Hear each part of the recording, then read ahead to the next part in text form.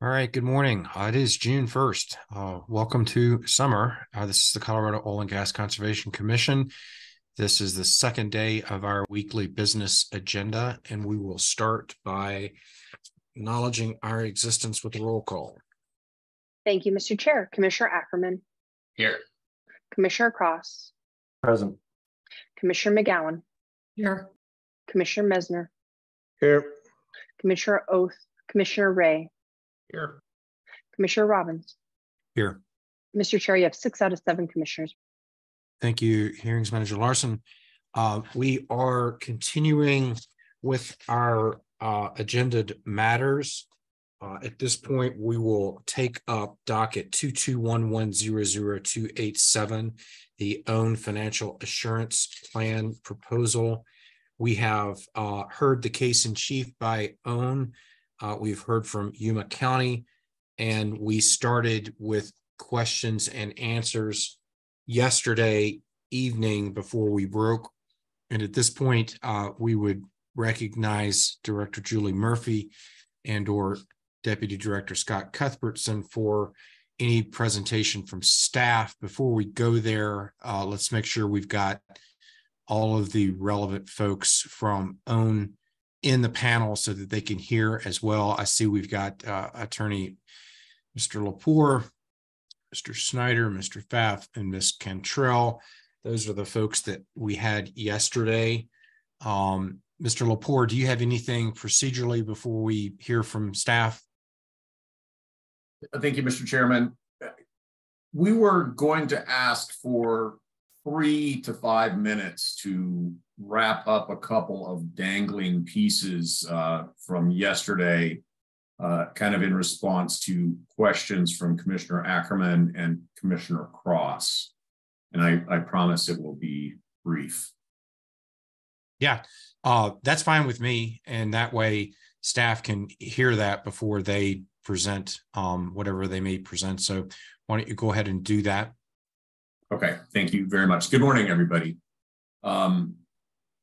So yesterday afternoon, Commissioner Cross asked, what was wrong with option 3, and Commissioner Ackerman asked about the 19% financial assurance that OWN's option 5 plan proposes. So wanted to respond to both of those. As a friend of mine says, feed 2 birds with 1 scone. Option 3 does not allow blanket financial assurance. So if OWN is option 3, blanket financial assurance is off the table. Options 1 through 4 are formulas based on one metric, average daily production. That serves as a proxy for financial stability and orphan well risk. OWN doesn't feel that its risk or financial stability fit into any one of those boxes. And therefore, it does not believe it should be precluded from blanket financial assurance. It believes that its risk profile warrants access to blanket financial assurance. So let's look at a little bit sort of that risk profile as it plays out in options 1 through 4. And this goes to Commissioner Ackerman's question. If you're an option 1 operator with the same number of wells that OWN has, you would pay $3,000 per well in blanket financial assurance. That's 3% of the P&A cost. Okay, that's 3% of your liability. If you're option 2, you pay $10,000 per well in blanket financial assurance. That's a little over 9%. From there, if you're option 3, you pay 100%. You have no blanket financial assurance. You pay 100%. That's a big jump. And OWN fits in between those two things. OWN doesn't, maybe OWN is not 9%, but it's not 100%. So that's where option 5 comes in. I submit to you that if option 5 has any function, if it was created for any reason, It is for an operator like OWN. I will go farther and say, for those of you who participated in the rulemaking, OWN may be the reason the option 5 was put on the rule block. So that's where we are. OWN has said, we think 20%, 19%. That's what we put on the table. It's a combination of single well financial assurance and blanket financial assurance.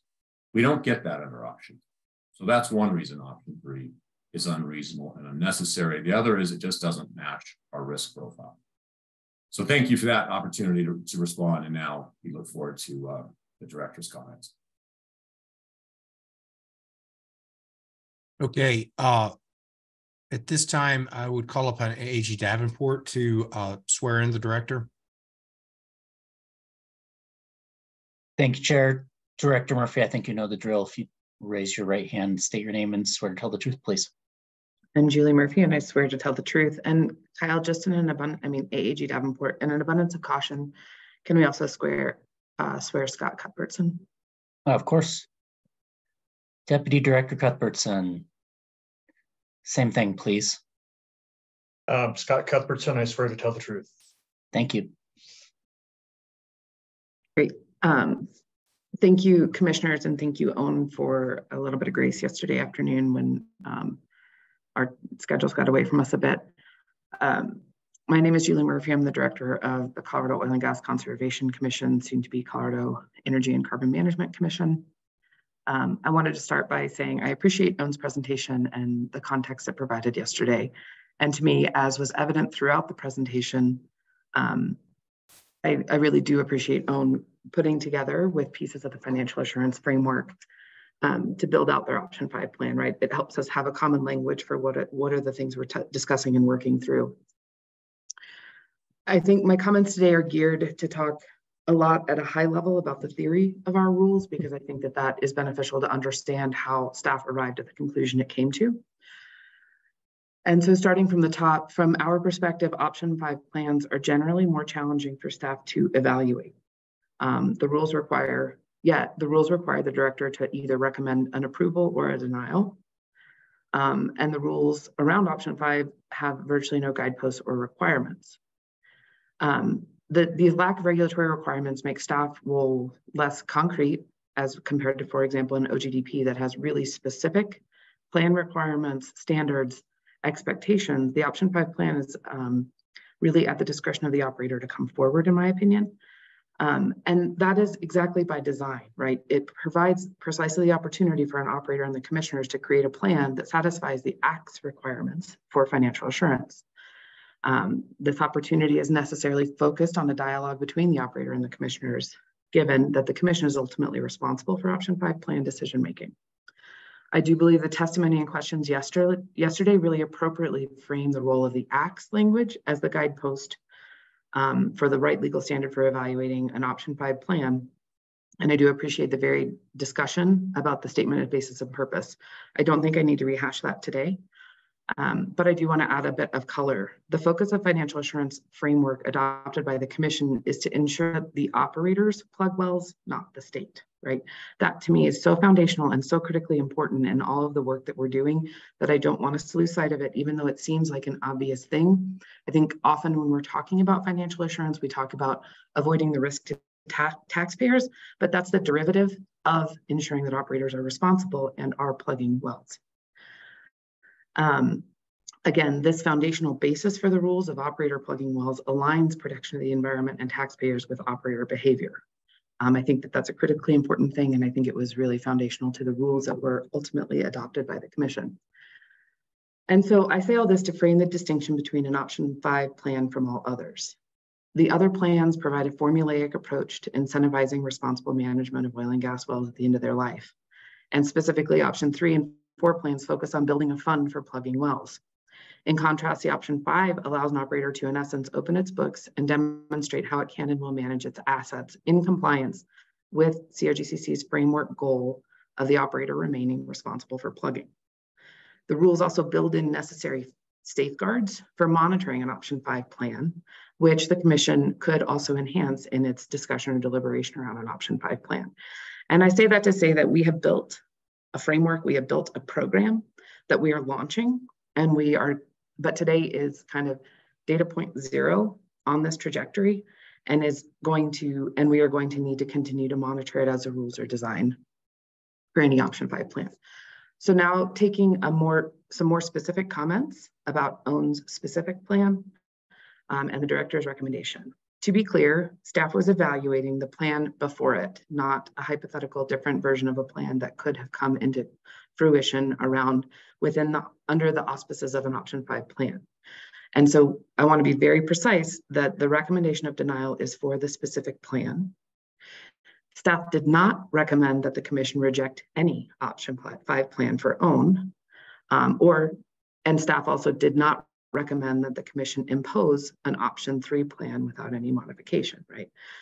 I think this is important and important to know exactly what staff recommend denial of. I think one of the reasons for the denial is that there are important questions embedded in the plan that deviate from the adopted rules. And I don't think that that is not a criticism of the plan. That is exactly how option 5 plans are designed to function, right? Here's the rule series, and option 5 says, we see the rule series, and here's how we're going to continue to achieve the goals of the act. And so that's what my opening comments were really focused on. And again, as we're currently implementing new rules, and the commissioners are ultimately charged with making the decision on option 5, staff was not prepared to endorse the specifics of OWN's proposal, which meant the only option available was a recommended denial. And I'd also offer, the following context. I think the foundation or the justification for an option 5 plan is an important consideration for the commission. The rules create an average daily per well production to use as a proxy for an indicator of risk, if we go back again to the rulemaking itself, and reflecting the concern that as production decreases, as wells approach the end of their life, and that a lower average production of an operator, especially a declining production, may create concerns about the operator's ultimate ability to not be in a position to plug those wells. And again, as I say that is looking at the slope over time or a trajectory over time versus a specific data point today. And I think one of the foundational questions that commissioners will have the opportunity to wrestle with is a demonstration that this generalized approach does not apply to OWN and OWN can develop its own justification and option 5 plan. I think the other piece that's important is that in the context of OWN's proposal today, the commission needs to take a case-by-case look at what OWN is proposing in the context of its specific financials, its specific operational protocols, and its specific assets. In contrast, when staff is looking at these plans, we're looking across all 49,000 wells in Colorado and all 400 operators. And so we are also trying to understand and calibrate with a degree of consistency in terms of the financial amounts associated with wells. Again, I think that reflects a different framework for looking at a particular plan as between staff and the commission. And I did want to spend a little time today talking about the low producing issue, just because I think it is foundational in this plan and also in the overarching framework. I know that there was a great deal of discussion on this yesterday, and so I hope I'm not too repetitive, but I think it's important to keep in mind that there are 2 different aspects of our regulatory approach to low producing wells. One is focused on managing the downhole integrity of the wellbore, and the other is, again, kind of a proxy or an opportunity to assess risk of an operator's asset profile in the financial assurance piece or framework. Staff is well poised to address the appropriate evaluation of downhole integrity, considering, is there production and is there compliance with integrity management requirements. But that issue is not why we're here today, even though that is, the primary focus of a number of staff's expertise. Instead, we're focusing on low producing wells and how that fits into an overarching asset portfolio. And so to me, OWN's proposal for using a different production threshold and how that integrates into their overall plan necessarily must be understood in the broader context of the option 5 plan, and that the commissioners will be evaluating whether that complies with the act. To me, integral to the discussions yesterday were also and the rulemaking process itself were the differences across basins and the difference between oil and gas wells as they are operated, associated costs, decline curves, and long-term viability of wells. These themes during the rulemaking helped create differences between oil wells and gas wells. And operators are predominantly gas wells or operators are predominantly oil wells. I think that that's an important thing to keep in mind as we're evaluating a proposal from a dry gas operator. And I promise I'm getting close to closing out. I didn't think I was going to be quite this long, but I think that there's so much context for the rule development that's important to understand and make and have in our minds as we're making this decision, that I couldn't help myself. So an additional tension discussed at length in the financial assurance rulemaking was the function of financial assurance rulemaking. I highlighted this earlier, but I agree that the Commission adopted an approach to financial assurance that's focused on understanding the totality of an operator's assets and assessing an appropriate amount of financial assurance. And this is in contrast to an approach that would ensure a dollar for dollar amount of financial assurance was collected. Again, to me, this reflects the Commission's intent in interpreting the Act is to ensure that operators, not COGCC or the state, plug wells at the end of the well's life, as I discussed earlier. This approach, however, requires more oversight and engagement by the Commission, both the commissioners and staff. And so I want to remind us of a number of the regulatory safeguards that exist in place as we are launching this new program. The director will annually be reviewing financial assurance plans. The authority for the director to raise to the Commission a financial assurance plan at any time, a rigorous review of transfer of assets, an onus on the operator to come forward with a new financial assurance plan upon a change in circumstance, and in many cases, a requirement for the operator to come back to the commissioners for a review of specific plans. Again, this is a handful of the requirements, not the totality of them. And I say that to say, again, that we are building a new program that we are now launching. It's one that requires ongoing attentiveness to an operator's management of its low producing wells, production, remediation projects, and compliance with the rules. But this ongoing management and engagement and dialogue allows the Commission to understand the trajectories or trends of an operator. But today is the first data point in this program. And so we are launching something that is a little bit novel, that over time will build information to be able to continue to make better informed decisions. And again, this may feel like a long-winded recitation of very recent history, but I think it's critically important to understand the foundation of where we are today. Again, staff had reservations about recommending approval of a plan that included important questions for the commissioners to decide as we launch these rules. And staff supports the Commission's evaluation of OWN's Option 5 plan, and we look forward to supporting an additional evaluation of specific issues either within the plan with that commissioner guidance. And specifically, we think the information in the recently submitted exhibit for demonstrated costs likely provides very good information to consider an adjustment to demonstrated costs in accordance with the rules, should the commissioners pursue that aspect of OWN's plan. And with that, I would close my remarks and look forward to continuing to support the commissioners. Great, thank you, Director Murphy. Did you plan on having Director Cuthbertson add anything here, or are you good? We are good for now. I wanted to make sure that Deputy Director Cuthbertson is available for questions as well. Okay. All right. Then before we open up questions for commissioners, I will recognize Mr. Lepore if there are any questions that he may have for you. Thank you, Mr. Chairman. We appreciate Director Murphy's remarks, insights, thoughts, and analysis, and we have no questions. Great. Questions from commissioners to the director. All right, you must have done a remarkable job with regard to your opening and closing statement. Thank you very much. I appreciate the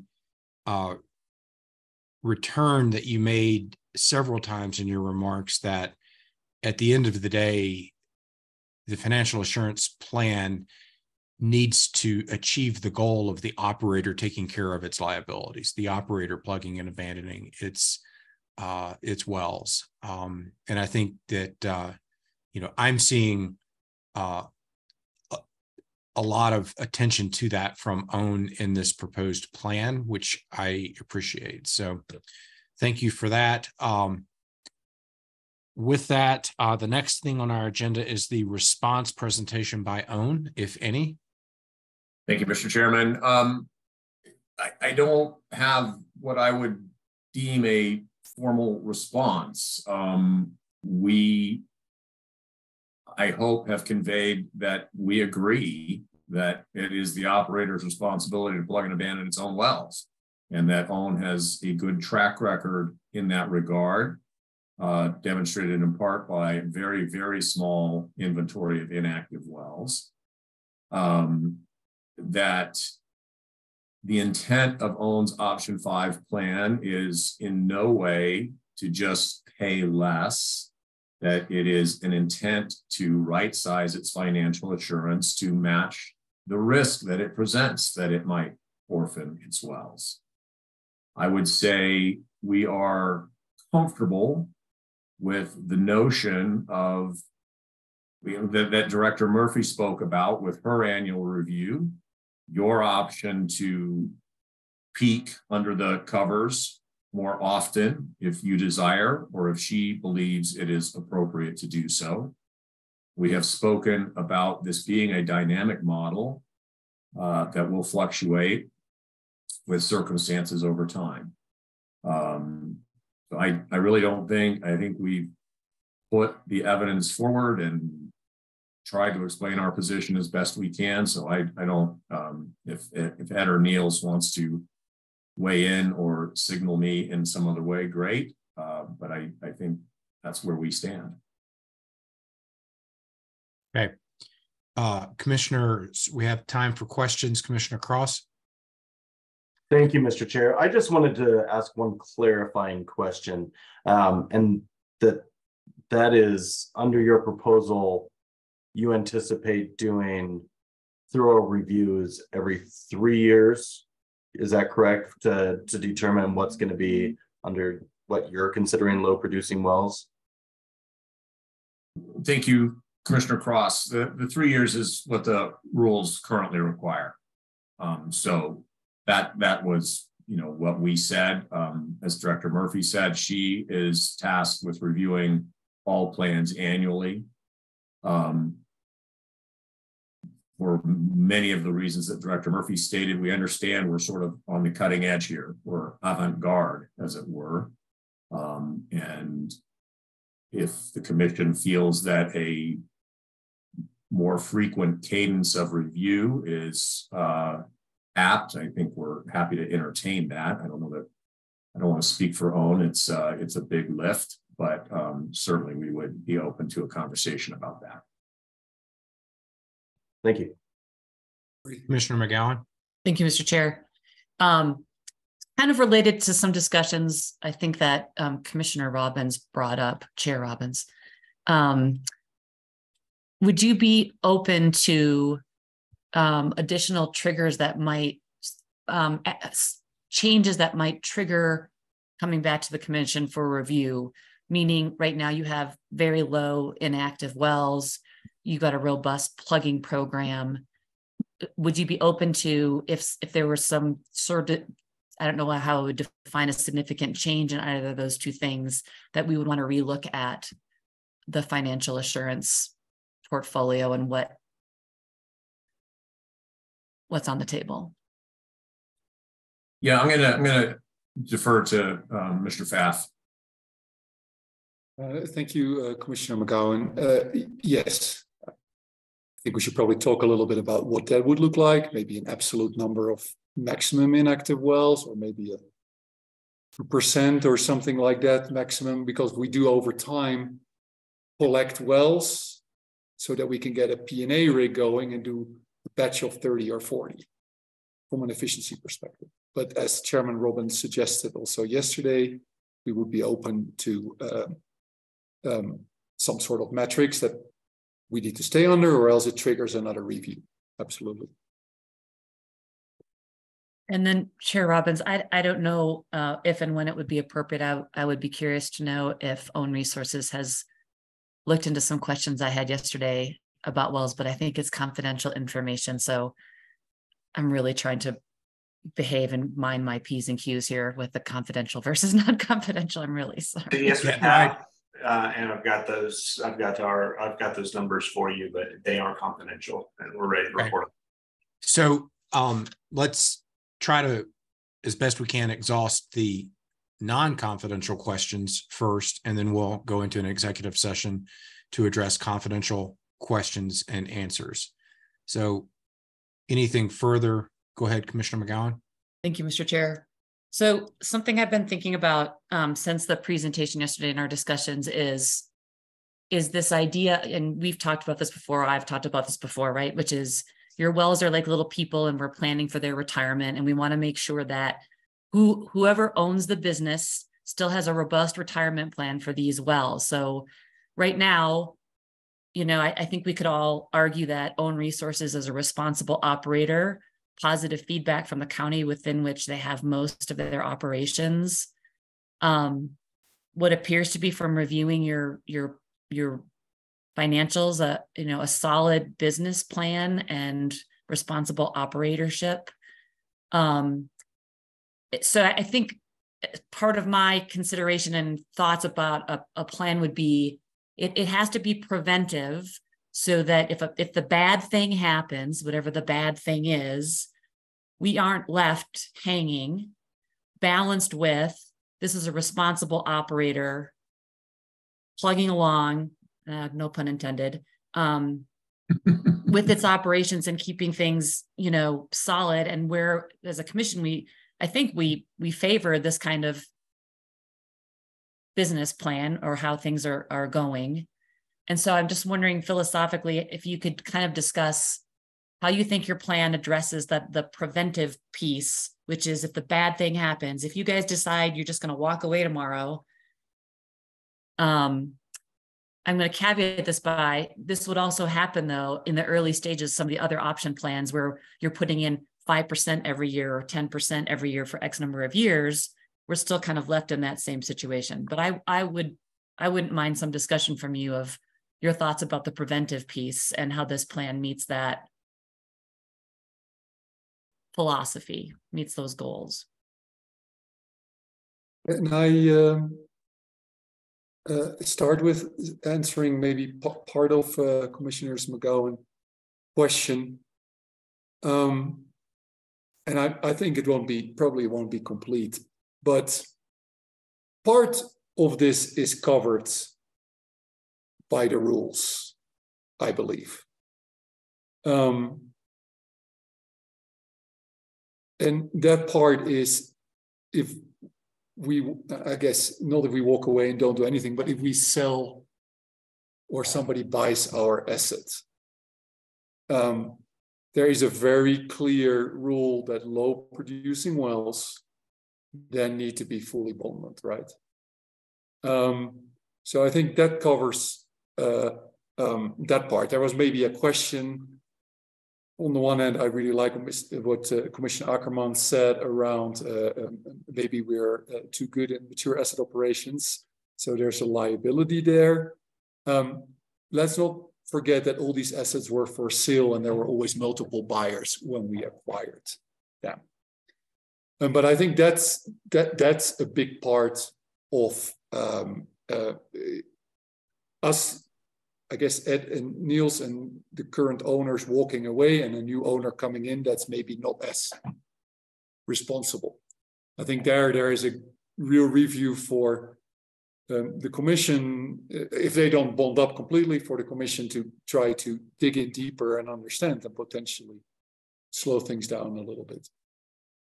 I feel the discussion around if over time things go worse, there is this review cycle, the 3 years. We're happy to make that shorter, maybe put some of those kinds of things in, that at a certain point in time, we come to you and we show a reserves report, which I think not a lot of people have done.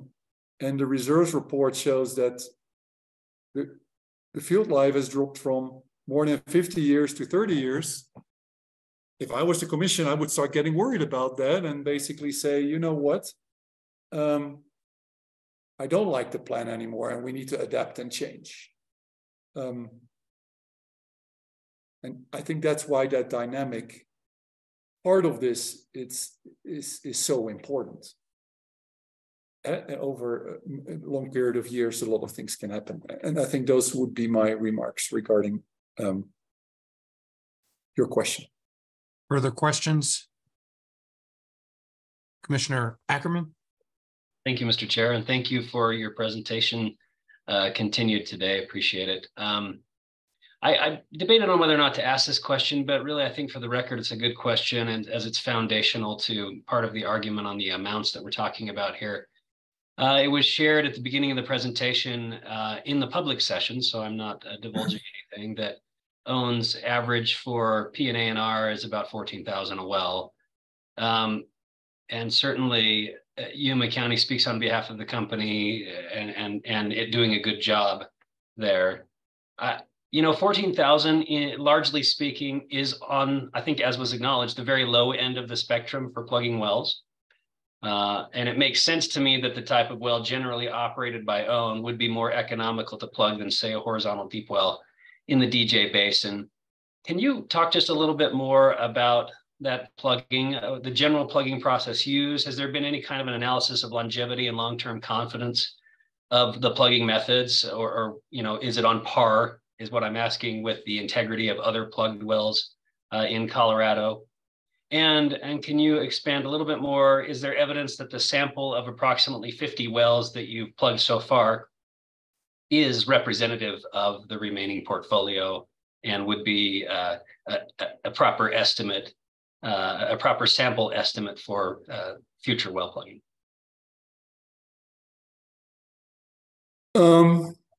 Thank you for that question, Commissioner Ackerman. I'm not sure I'm going to exactly answer your first part of the question. We work with the state on the exact procedural requirements of plugging the wells, and there have been no, I'm missing the right word, variances on that. And it's observed by state inspectors, and we're following all the processes according to the rules. We have not had any integrity issues, as far as I know, with any of our wells in our fields that we have plugged, or any of the wells that our predecessors owned. We're not aware of any integrity issues with those either. So I'm not sure that exactly answers that part, but there have been no as we are aware of. I would like to say also there, right, all people that we work for us live there, have their families there, always seem to come back. They always leave for a while when they're younger, and they always seem to come back to the region. And there is a lot of checks and balances in place in that area around making sure they take care of their county. The second part, we deliberately did not take out any wells out of the 41 for those 3 years. And as you can see in there was a $37,000 well. We had a downhole issue there. We had some wells in there with remediation issues. They showed up hot. We had wells with almost no equipment. We had wells with a lot of equipment. We had saltwater disposal wells with tank farms attached in there. So I think when we looked at all those different dimensions, we felt it was a pretty representative sample of our wells. The good thing about it is it's a little bit easier to say because our wells are quite setups are quite standardized, and we wanted to make sure there was no cherry picking going on. And I think that's why we showed them all, and we tried to show for all what the issues were. And some of them were in protected environments. Some of them were just on farmland. Some of them were on grassland. It's all in there, and I think you see every flavor that's available on there. Is there maybe a well out there that's very different? Is there maybe a well will have some bigger issues? I'm sure those will be there, but will that really bring up the efforts or down the efforts? As I said, there was one in there where we had downhole issues, which brought up the 14,000 to 37,000. There were also some case hole ones in there where actually the downhole part is a lot easier. You don't have to pull equipment and those kind of things. You don't have to remove a lot of equipment. So those were lower. I hope that answers both your questions a little bit. It does. Yeah, those were appropriate answers. Thank you, Mr. Pfaff. I appreciate you addressing that point. Mr. Chair, I think that's all the questions I have at this point. Okay, it looks like we've exhausted the non-confidential questions. And so at this point, we would need to move into a fourth executive session on this issue. AG Davenport, do you want to speak to the script here? Thank you, Chair. Commissioners, as you know, open meetings law authorizes the commission to enter into an executive session to review, receive evidence and testimony regarding confidential business information, as well as to ask questions of OWN regarding that CBI. We need, Mr. Chair, a motion to enter into executive session for that purpose. So moved. Second. Motion by Commissioner McGowan, second by Commissioner Cross. All those in favor of the motion signify by saying aye. Aye. Aye. Any opposed? Okay, so for the public, we're going to go into executive session. That is a different meeting link that we will follow. We will return to this executive session, or I'm sorry, to this public session once we are done. It's hard to anticipate how long that's going to take, maybe 20 to 30 minutes, and that's a guess. So you are more than welcome to stick around in this Zoom meeting, and we will be back here shortly. Commissioners, you just received in your email box a Google Meet that you should join, and Mr. Lepore, you and your clients should also have received this similar invitation. We do not have access to a open Zoom. Our account is loaded, but we will use Google Meet, and that will be recorded for this next executive session. So we'll see everybody in a second in the executive session. Mr. Chair. Go ahead, AG Davenport. Thank you. We're exiting executive session, which was authorized by open meetings law for the purpose of asking questions of OWN regarding confidential business information. No votes were taken, no decisions were made in the course of that executive session. We would now look for a motion to exit executive session. So moved. Second. Motion by Commissioner McGowan, second by Commissioner Cross to exit executive session. All those in favor signify by saying aye. Aye. Aye. Any opposed? Motion carries. We are back in our regularly scheduled business agenda public meeting. We are still in the question and answer stage, but we may be getting close to exhausting that stage and moving into the deliberation stage. Does any commissioner have further questions for the panel? Mr. Lepore, do you have anything that you would like to say to sort of wrap up before I move us into deliberations? Thank you, Mr. Chairman. I will be very brief. I think OWN has put in front of you all of the evidence that it possibly could to support the option 5 plan that it is asking for. It has demonstrated to you its financial strength. It has demonstrated to you that it will be stable financially for years to come. It has demonstrated to you that it is a responsible operator who plugs and abandons its wells as it goes along. For the reasons we've said, I don't want to just repeat myself, we believe option 3 is unfair, unreasonable, unnecessary in light of OWN's financial strength and the lack of an orphan well risk. So I'm going to stop there and ask that the commission approve the option 5 plan that OWN has presented. Great. Thank you very much. All right, commissioners, I think we are at that stage in which we deliberate.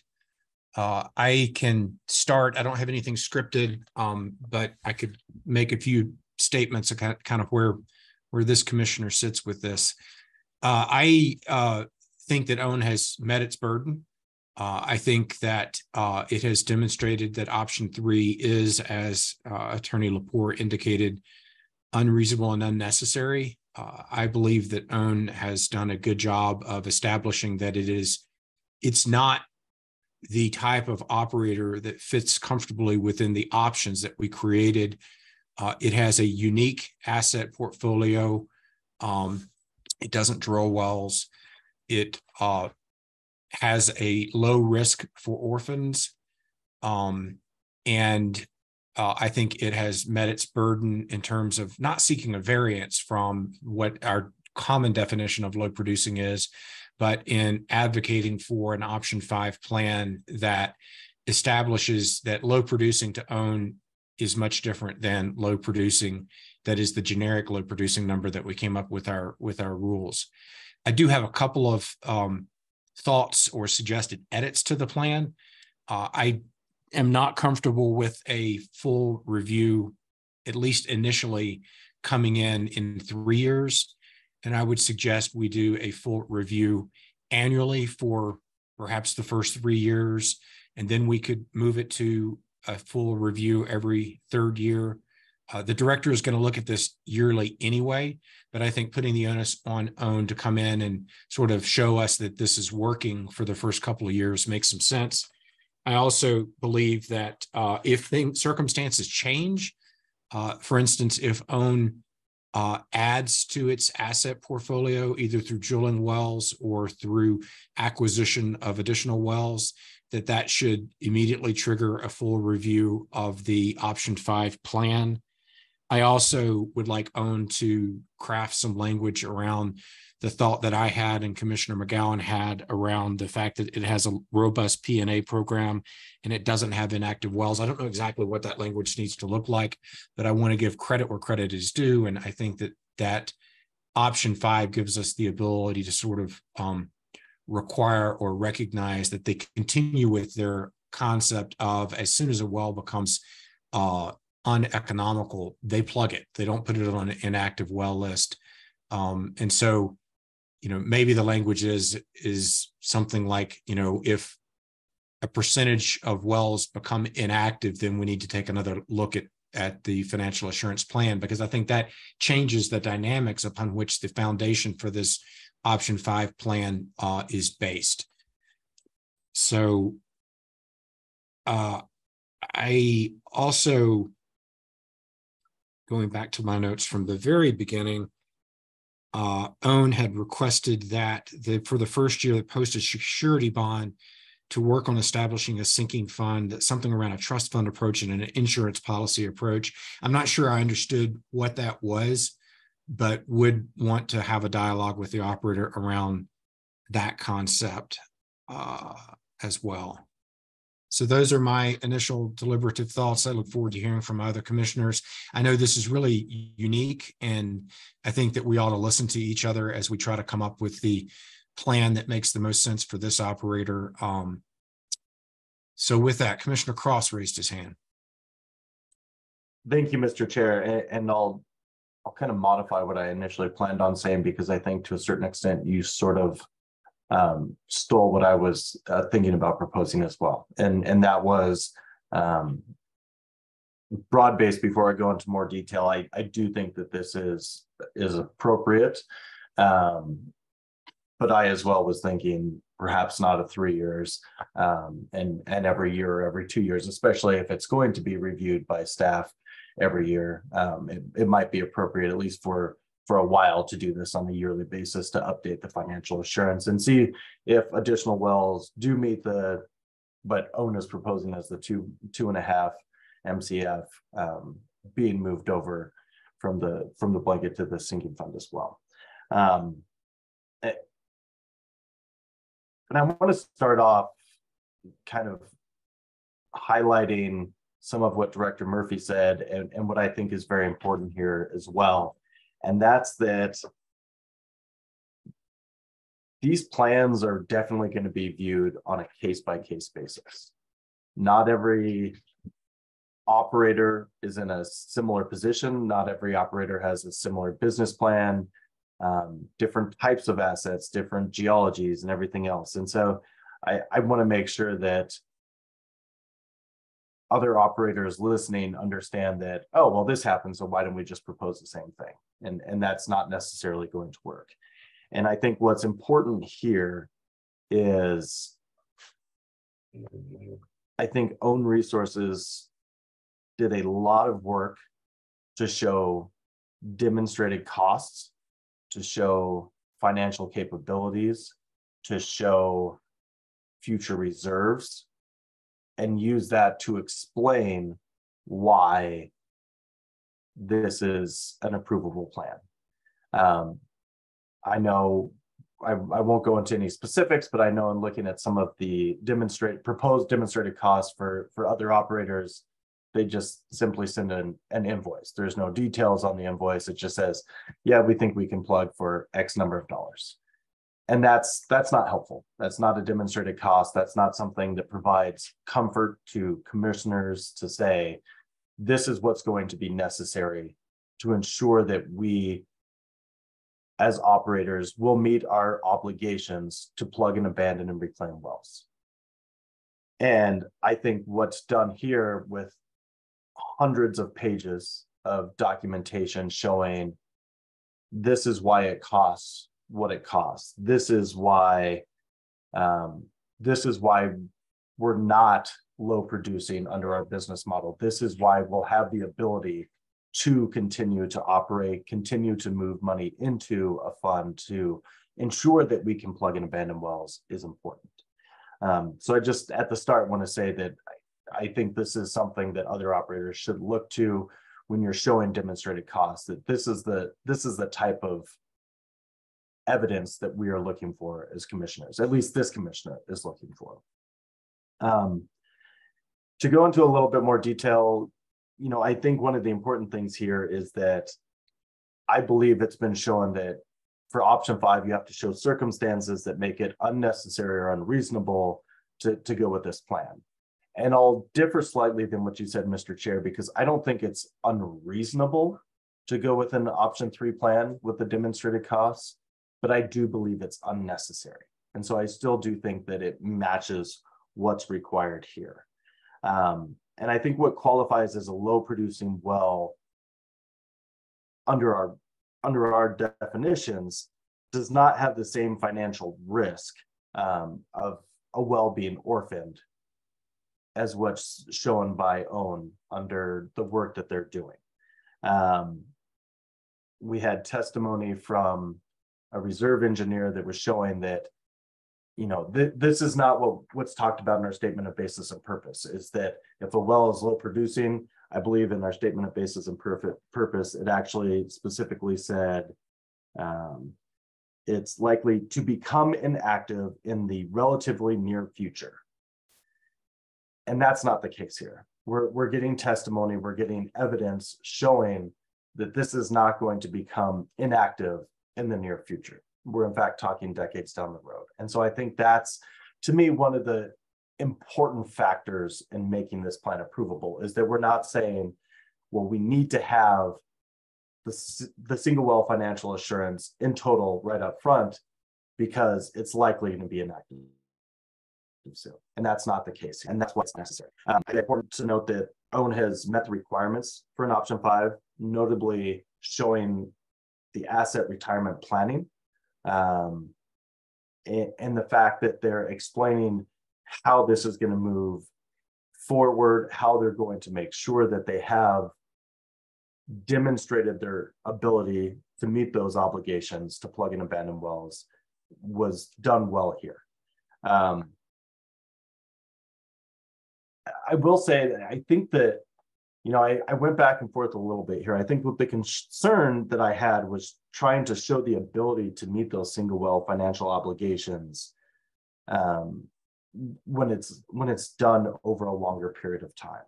And one of the things that stuck out to me is that, and it was brought up several times during the testimony, is that this is a fluid plan. And this is why I think coming back annually is important. Because if we're going to be, instead of looking at 10 MCF being low producing and getting the single well financial assurance, instead doing the 2.5 MCF, I think it's important to have those updates. Because I think it's necessary to say, if something can produce for X number of years, which far exceeds what we're considering relatively soon becoming inactive, you don't necessarily have to have that single well financial assurance at that time.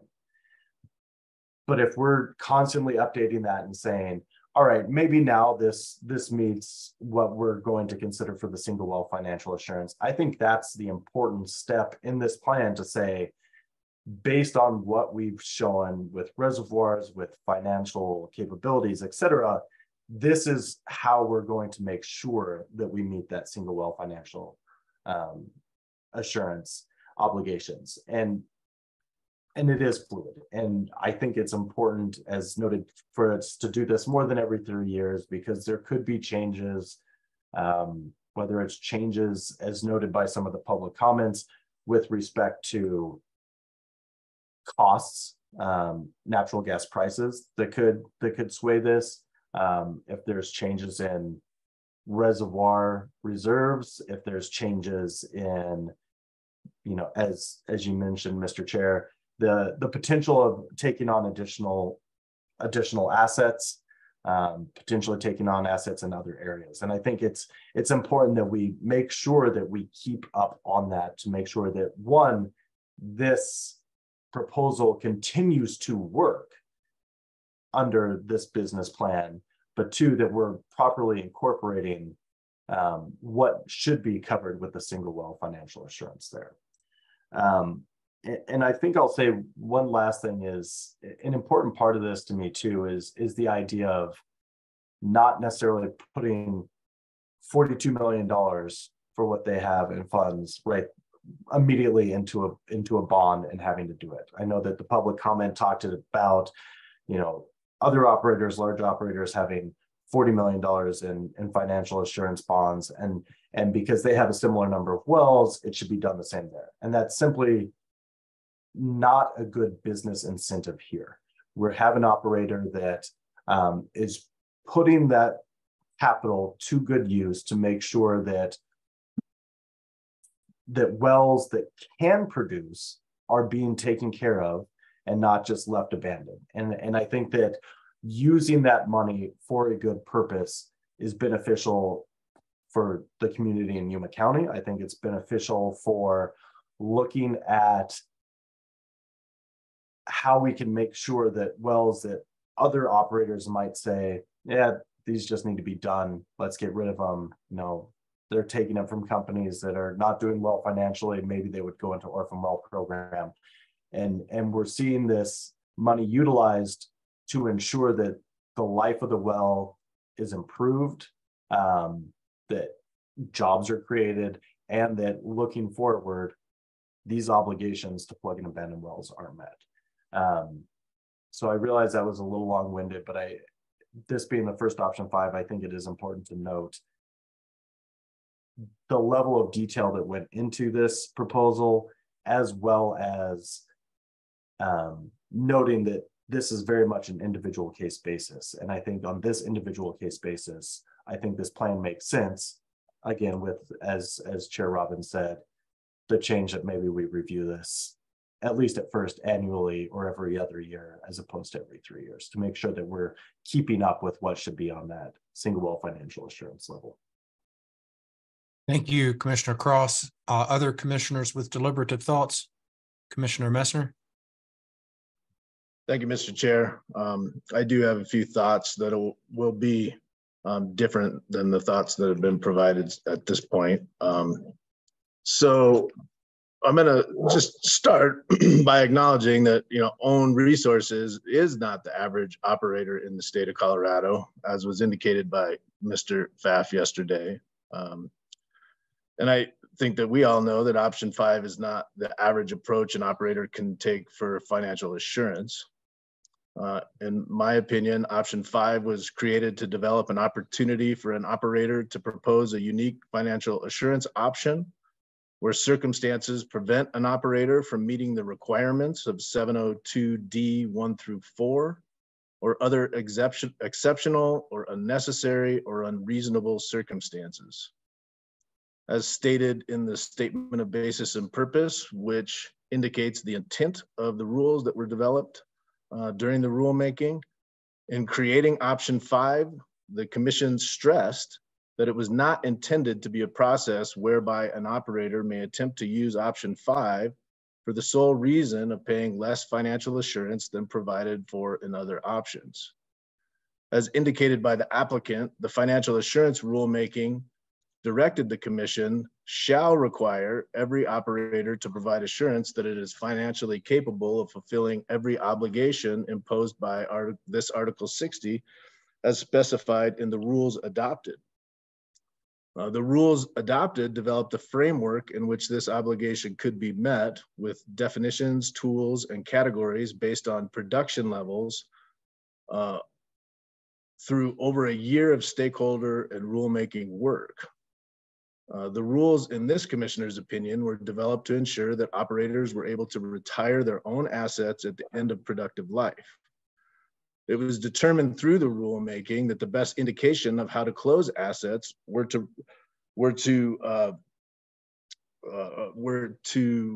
be determined by production levels. Understanding this, a system was developed based on production levels to ensure financial assurance mechanisms were in place as wells became less productive, including requiring single well financial assurance for wells at the lowest end of production. Operators whose portfolios consisted primarily of low producing wells, whose wells may be closer to end of life than those operators of higher producing wells, were categorized as option 3 or 4 operators based on productions. These options were not penalty boxes. These options were developed to allow operators to pay annually into a retirement fund and pull from that retirement fund to retire their assets over an estimated time frame based on anticipated life of the wells. Necessarily, there was exceptions built into option 3 in particular that would allow an operator to provide evidence of estimated life of their assets and allow for the default timeline to be adjusted based on that information.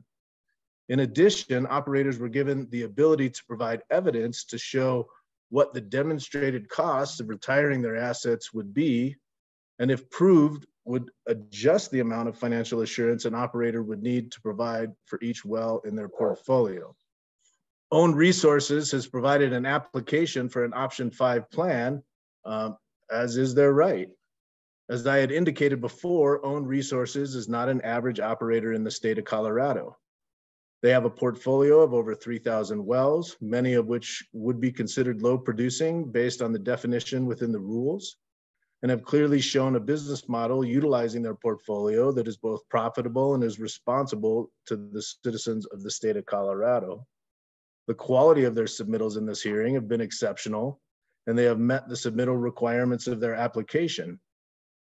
Their option 5 plan, as I read it, consists of redefining low producing wells for their application from 10 MCF per day to 2.5 MCF per day, have proposed a blanket bond for their assets above the 2.5 MCF threshold, and a sinking fund paid over 20 years for their assets at or below 2.5 MCF that can be pulled from for P&A activities, so in theory could be exhausted over 20 years, leaving only the blanket bond.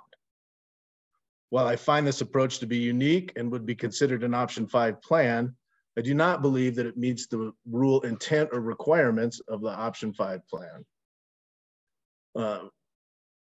For first reason is I believe redefining low producing wells, even in an option 5 context, was something that the commission determined would not be appropriate during the financial assurance rulemaking. In the statement of basis and purpose, page 63, it indicates the commission intends that the operator will meet the single well financial assurance obligations of its low producing wells based on the production threshold and all allowances of the standard option structure. Number 2, I do not believe the burden has been met to show compliance with Rule 702C5, which states an operator may only submit a financial assurance plan that meets the criteria of Rule 702D5 due to circumstances that make it unnecessary or unreasonable for the operators to submit the financial assurance amounts specified in Rule 702D1 through 4, or for other exceptional circumstances. I believe if this operator had the tools available to it in option 3, including proposing a different timeline and using demonstrated costs, that would have reasonably and necessarily enabled it to successfully utilize this option to provide financial assurance.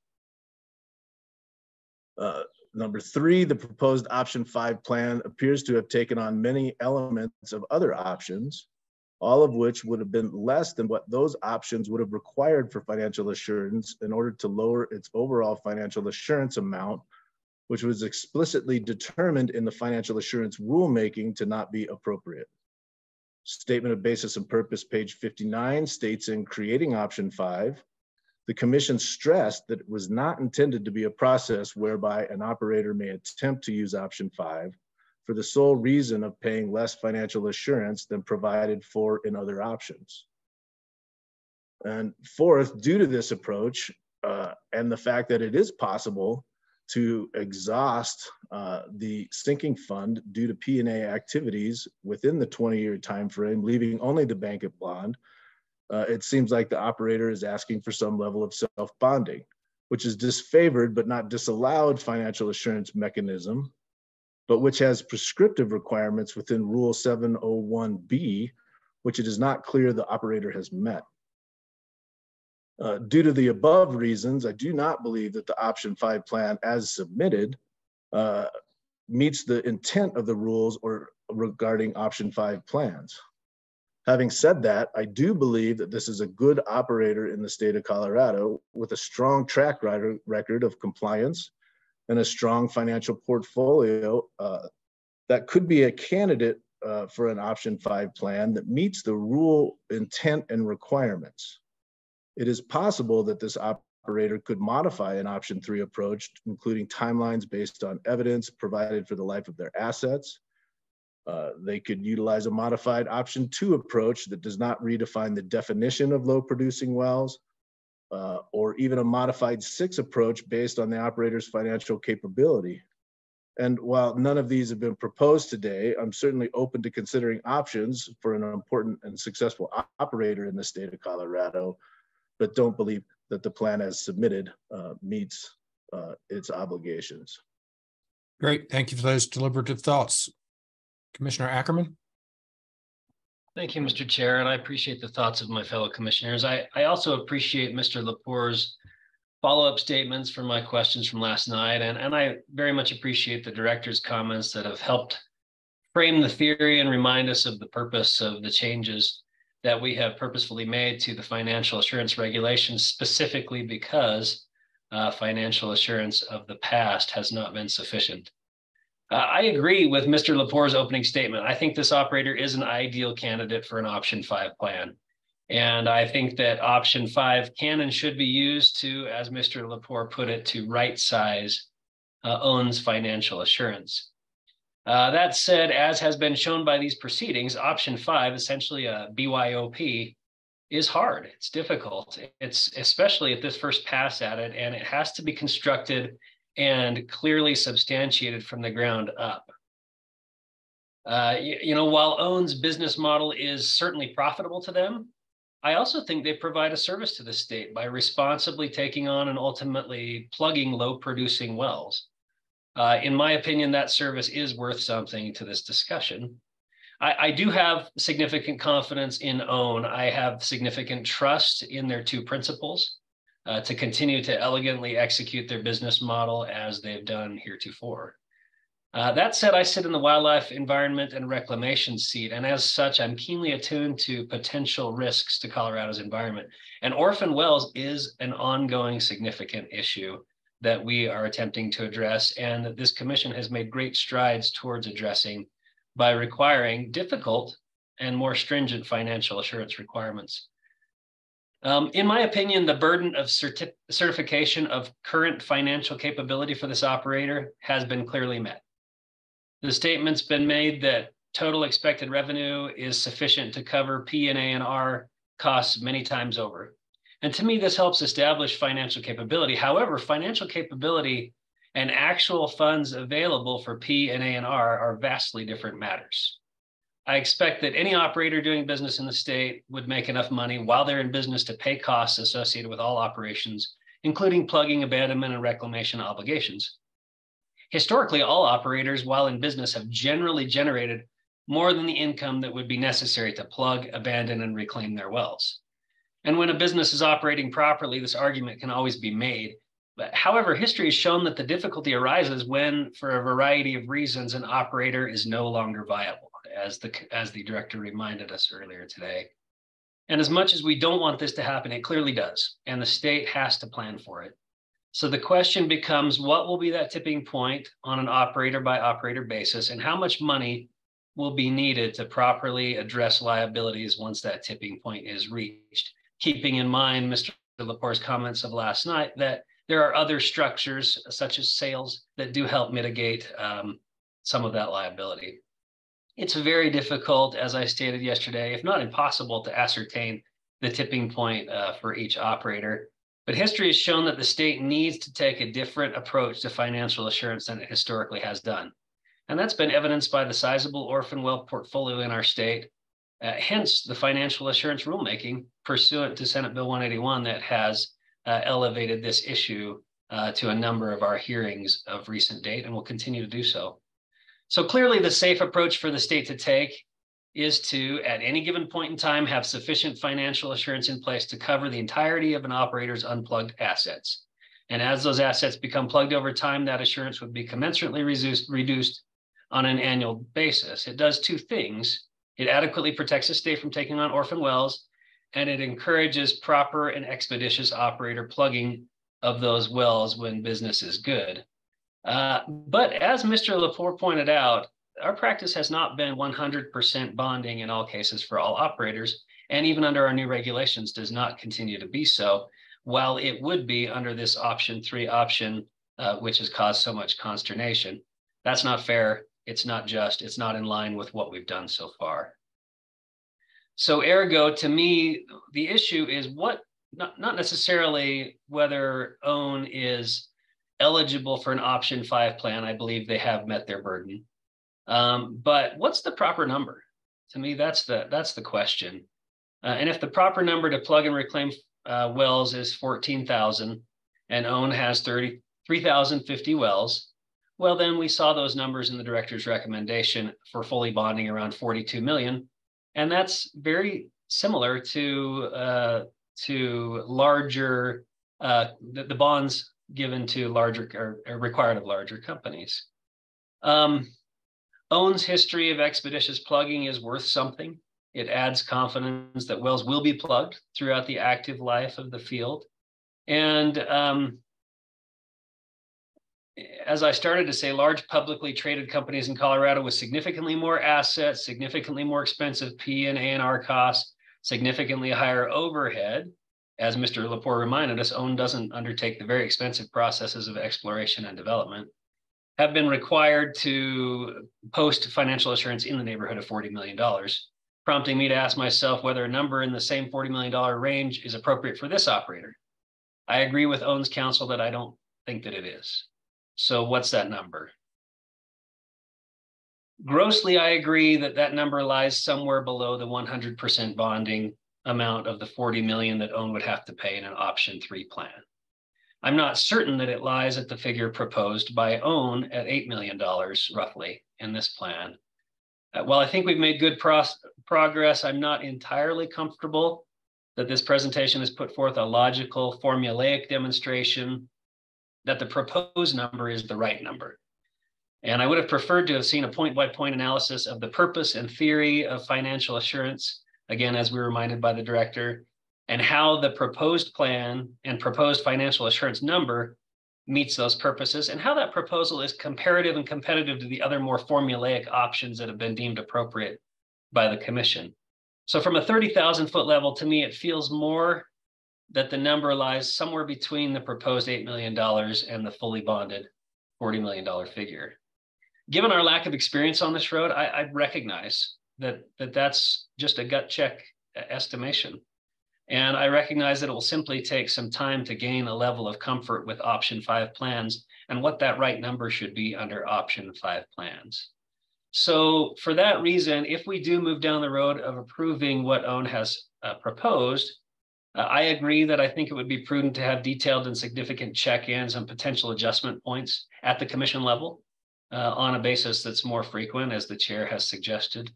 At least in the initial years of an option 5 plan. I'd also add to the director's suggested, or to the chair's suggested edits, to clarify that a detailed financial health analysis, including the amount set forth in OWN's sinking fund, should be part of each check-in and should be identified as a potential trigger for modification of the necessary financial assurance amounts. I'd like to see, as part of that check-in process, progress reports, performance reports, especially to the extent that OWN's P and A and R rates can be compared alongside the rates and success of those that are holding financial assurance under the more formulaic options. And I'd very much like to see a condition that any transfer of ownership of OWN or significant transfer of leadership responsibilities or significant adjustment in assets would also trigger a detailed financial assurance review plan. You know, the bottom line for me is that I'm very optimistic that a properly funded option 5 plan will absolutely work with OWN under its current structure, under its current leadership.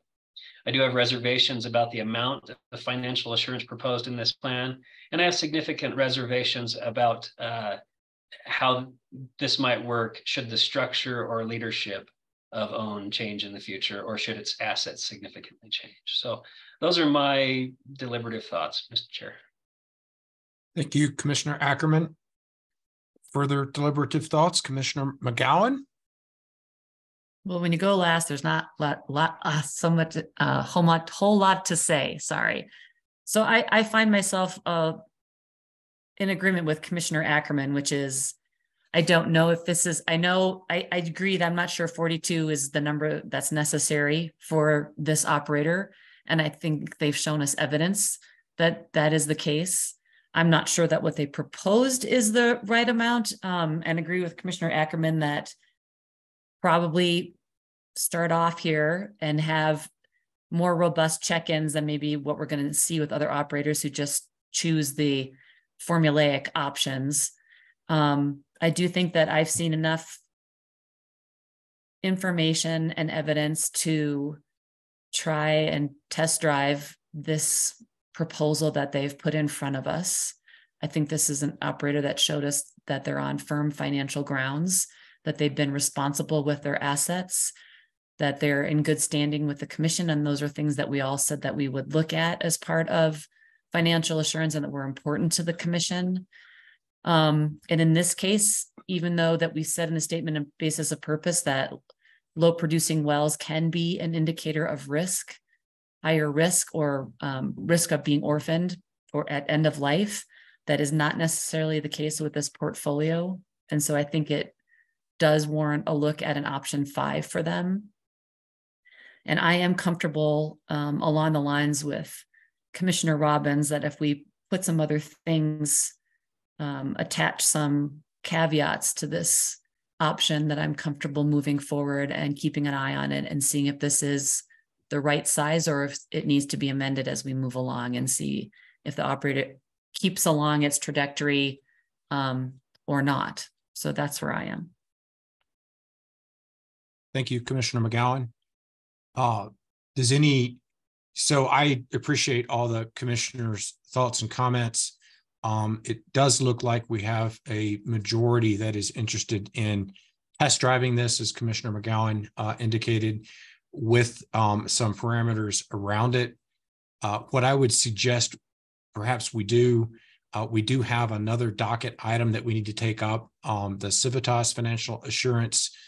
And so what I would suggest is we lay this one aside and allow our AG and Mr. Lepore to potentially try to work through the direction that we've received from the commissioners with regard to the checks and balances, and see if language can be arrived at, as opposed to us trying to draft that on the fly, and take a short break and then take up Civitas. And then just as soon as I am told that there is something on the table for us to consider, we would halt Civitas and then come back to this docket. I'm making this up as we go. Our commissioners comfortable with that route, and are the AGs and Mr. Lepore comfortable with that as well? Commissioner McGowan, raise your hand. Thank you, Mr. Chair. The only piece for me is that we've not really ever talked about the insurance policy route. I don't understand it. And so if that is the option or the mechanism that OWN is going to choose, I would want there to be some sort of discussion with the commission so that we can understand what that is and feel good about it, I guess is the only thing I can think to say. I don't understand it. It hasn't been fleshed out. So yeah, and I think that what I had drafted in my notes, and I'll let Mr. Lepore speak to this, was they wanted to do a surety bond for the first year as they investigate the insurance idea or other ideas. But Mr. Lepore, do you want to elaborate on that specific point before we get into these other points that I just raised? Sure. Thank you, Mr. Chair. Thank you, Commissioner McGowan. So the insurance thing is, I'm just going to say, very new. It is truly a new product that is being shopped around. OWN is interested in it. It captures their attention, but there's a lot of spade work yet to be done. Chairman Robbins was correct that OWN's fundamental proposal is that rather than put, I don't remember the number now, dollars into a sinking fund in year one, it would increase its surety bond, its blanket bond for year one to cover that delta, whatever that amount was that was supposed to be in a sinking fund. It would add to the blanket bond so that it would be there. And that was just to create time. Something that we haven't talked about is, I'm still not going to go down that path. That's what they'd like to do for year one, is put additional money into the surety bond rather than put it in the sinking fund or the insurance. Okay. Thank you. AG Davenport, do you have a kind of threw you under the bus here, but do you think that you've got an ability to work with Director Murphy and staff, as well as OWN, on these various thoughts that we heard from commissioners yet today? And can you do that at the same time that you're monitoring Civitas? Generally, yes, Mr. Chair, I think so. I would like to briefly review what I heard so that we are clear on direction before we go forward. What I heard was largely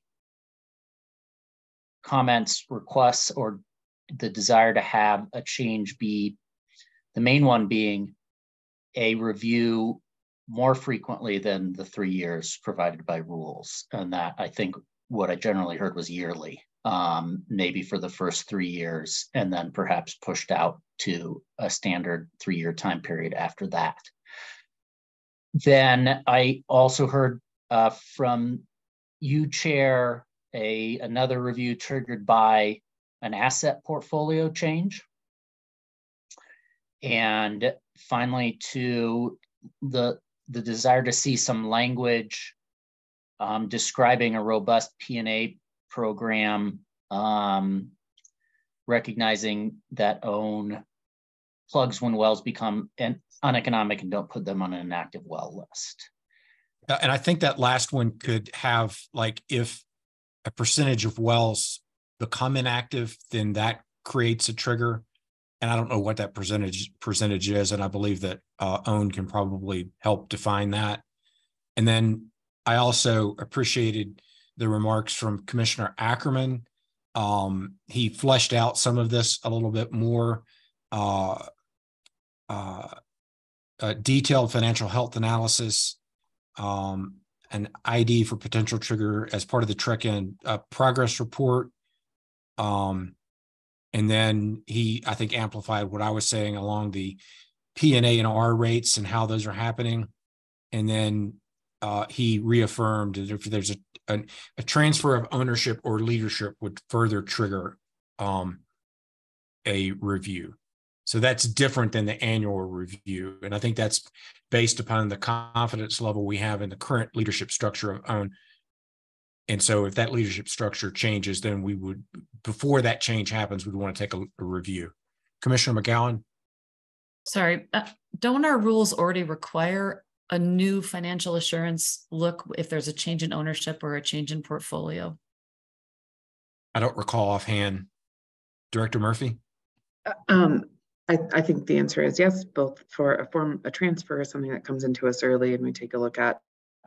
We require information from the buyer and the seller before the transfer, ostensibly, and then once the transfer is complete, then we take a look at financial assurance requirements depending on the change in assets. And that was half of your question, Commissioner McGowan. The other half was change in circumstance. Yes, so I think that the director has the authority to call up a financial assurance plan for review at any point in time.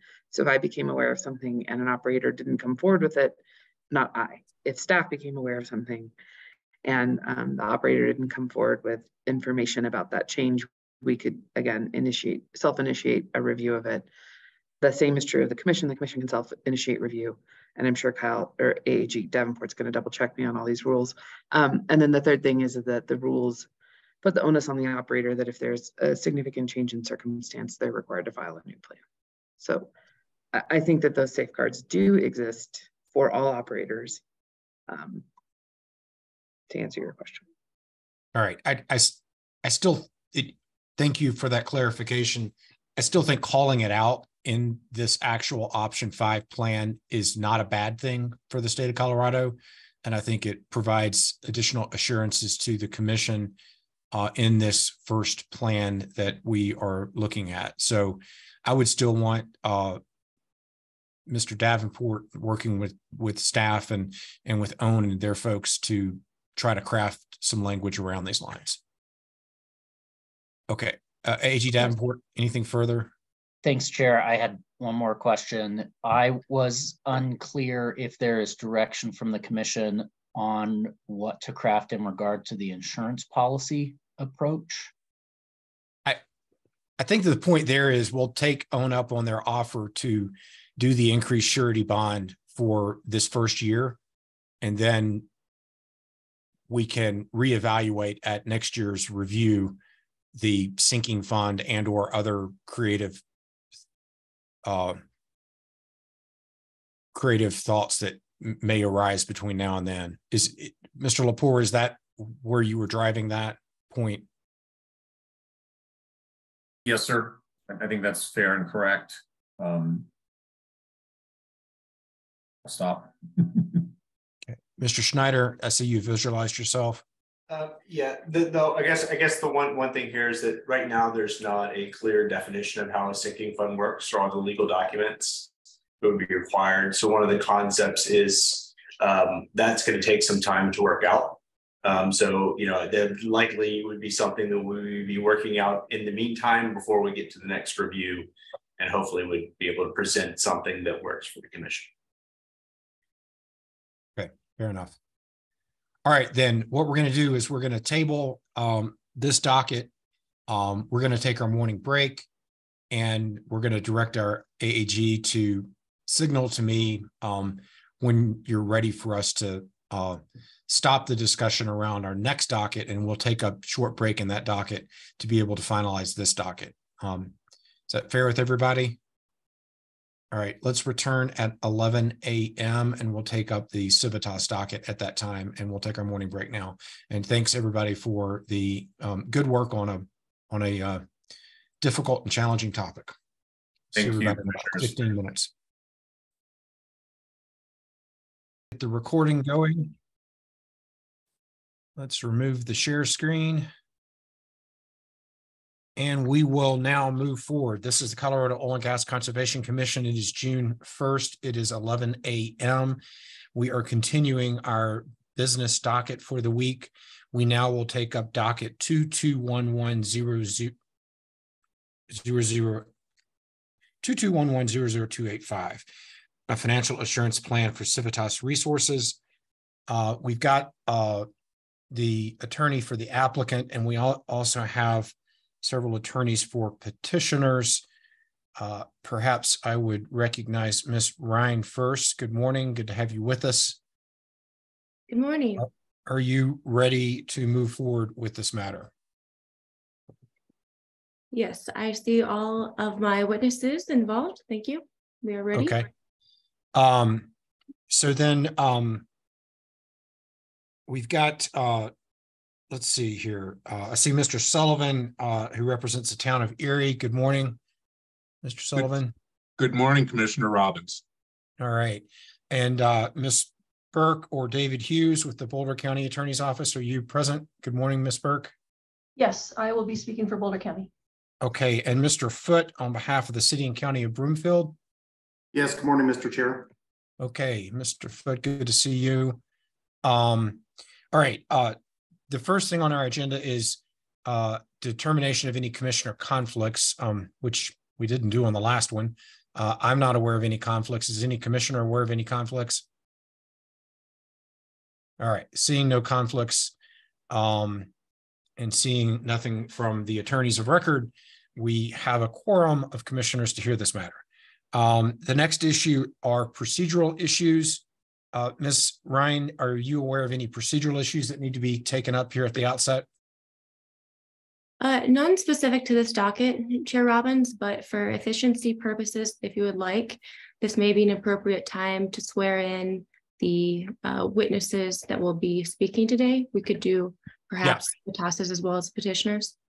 Yeah, I think that makes sense. Mr. Sullivan, Ms. Burke, Mr. Foote, do you have any procedural issues that you're aware of at this time? I do not. Mr. Foote? I agree. Ms. Burke? Okay, great. All right, then let's go ahead and elevate all of the witnesses, if they could be visualized, and then we'll have A.G. Davenport run through in order of his screen, getting folks sworn in. So if you're a witness and you're on the panel, go ahead and visualize yourself and get ready to be sworn in. Mr. Chair, I'd like to start with Civitas, folks. If that's great. Ms. Ryan, would you let me know when it appears that all of your potential witnesses are on screen? Yes, all three are on screen. Okay. I'm seeing two gentlemen with Civitas in their name. Who's your third witness? Miss Almas, Vanessa Almas. Okay, thank you. I'm going to apologize in advance for any name mispronunciations. I would ask all three of you, when I call your name, to please raise your hand, state your name, and say that you swear to tell the truth. And I'm going to probably start by mispronouncing Mr. Boekmeyer's name. That was very good. Yes, Andrew Boekmeyer, and I swear to tell the truth. Thank you. Mr. Bennett? You're on mute, sir. Good morning. Sorry about that. My name is Nathan Bennett, and I swear to tell the truth. Thank you. And Miss Almas? My name is Vanessa Almas, and I swear to tell the truth. Thank you very much. Why don't we go with Town of Erie next, John Sullivan's witnesses? Okay. Right. Yeah. David Frank, and I can see his picture on the screen. Good morning, Great. David. David Frank, Town of Erie staff. I swear to tell the truth. Great. Thank you. Mr. Foote, your witnesses? Broomfield will not have witnesses, but Boulder County does have one. Okay. Yes, thank you. Our witness is Mary Ellen Denemy. Okay. Thank you for saying her last name. Ms. Denby, would you do the same thing, please? I said it right. I swear to tell the truth, and I don't see myself on the screen. Thank you. Okay. And your name is Mary Ellen Denemy, is that correct? D-E-N-O-M-Y, that is correct. Okay, thank you very much. I think that's everyone, Mr. Chair. Okay, and then for the record, My understanding is that Civitas is allocated 45 minutes, and that is exclusive of commissioner questions, and that the other petitioners have 45 minutes total, excluding commissioner questions. Does anybody disagree with those time allocations? All right, seeing no disagreement. Hearings manager Larson will keep track of time. You can ask for a time check at any point that you like. And the only other procedural matter is there is an individual named Courtney Shepard, and I'm not sure I know who that person is. Hi, thank you, Chair. Ms. Shepard is my colleague, and she'll be helping drive the PowerPoint slides that we'll be using today for our presentation. Great. I just always like to know who's in attendance, so thank you very much. Thank you. All right. From the pre-hearing order, the next matter is opening statements. Ms. Ryan, did you guys have discussion as to, is everybody giving an opening statement, or are you giving an opening and then your case in chief, or do you know? We have not discussed that specifically with petitioners. My understanding just from the language of the case management order was that I would give an opening, and then petitioners, if they would like, would give an opening, and then we'll proceed to presentations. Okay, everybody comfortable with that? We agree, Mr. Chair, and petitioners will just be combining under one opening. I'll be giving the opening for the petitioners. Okay, great. Thanks for coordinating. All right, then opening statement from Ms. Ryan. All right, well, so good morning again, commissioners, staff, members of the public. My name is Julia Ryan. I'm a shareholder at Brownstein Hyatt Farber Schreck, appearing before you today in docket 2211000285 on behalf of Civitas Resources Incorporated. Today, Civitas will be requesting that you approve its option 6 financial assurance plan. I believe Civitas is the third and final option 6 plan you will hear this year, with your having approved 2 option 6 plans a few weeks ago. Your consideration of option 5 over the past few days involves uncharted territory, but here we should be on a bit steadier ground. Civitas is proud to operate in Colorado and intends to have a presence in the state for decades to come. During the course of Civitas's presentation to follow, you will hear about how Civitas continuously evaluates its well portfolio and learn the company's reasons for having inactive wells. Just as the company thoughtfully plans its new development, it also thoughtfully plans for the retirement of its assets. And related to retirement, you'll hear about the wells on Civitas's out-of-service plugging list. As you know, when an operator places a well on an out-of-service plugging list, it commits to plugging that well on by date certain under Rule 434D. And an operator will also provide information to the Commission on an annually filed Form 6B about its progress on its out-of-service plugging list. And this commitment to plugging wells is now part of your rule framework. But for Civitas, this carries on the work the company has been doing in previous years already.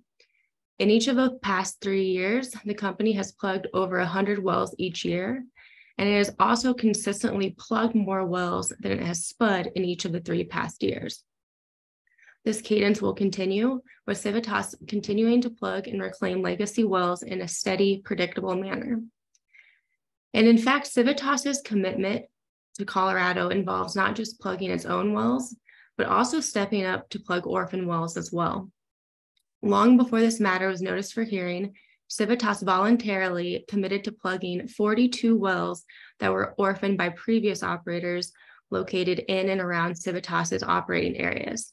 This voluntary commitment will benefit communities in Adams, Arapahoe, Elbert, Larimer, and Weld counties. Civitas is able to step up to help its neighbors because of its very strong financial position that you'll also hear more about during our presentation. And perhaps one of the strongest pieces of evidence of Civitas's financial capability is just the fact that it qualifies for option 6 at all, which is something that the petitioners cannot and do not dispute. The final financial assurance structure, including option 6, was enacted after the commission heard days of testimony, considered thousands of pages of argument and testimony, and then deliberated for days. Option 6, like other options, is primarily based on an operator's average daily well production over the past 12 months. The statement of basis, purpose, and specific statutory authority, or SBP, to the financial assurance rules explains that higher production rates demonstrate that an operator is not close to retirement, and higher production rates indicate low levels of risk that an operator will orphan its wells. In enacting option 6, the commission explicitly found in the SBP that, quote, operators who qualify for option 6 are likely the largest operators in Colorado and present a low risk of orphaning wells, end quote. The commission considered long and hard what the eligibility criteria for option 6 should be, and Civitas undisputedly qualifies.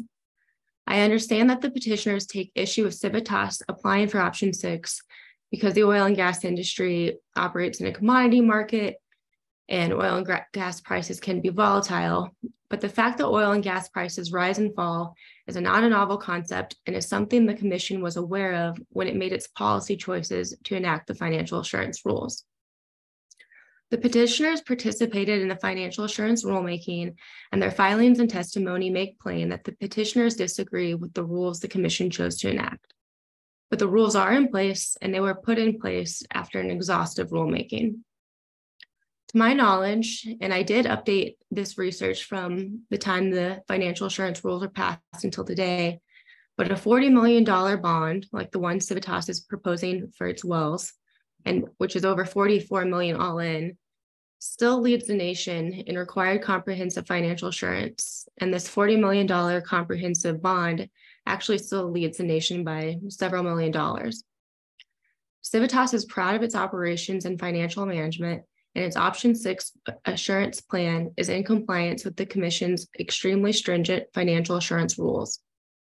While never sacrificing environmental responsibility, Civitas is committed to pursuing compelling economic returns and cash flow while delivering best-in-class cost leadership and capital efficiency.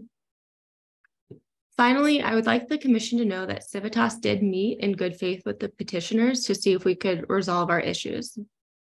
We do believe that some of petitioners' issues were resolved or minimized, but the parties fundamentally disagree as to what a financial assurance application must demonstrate.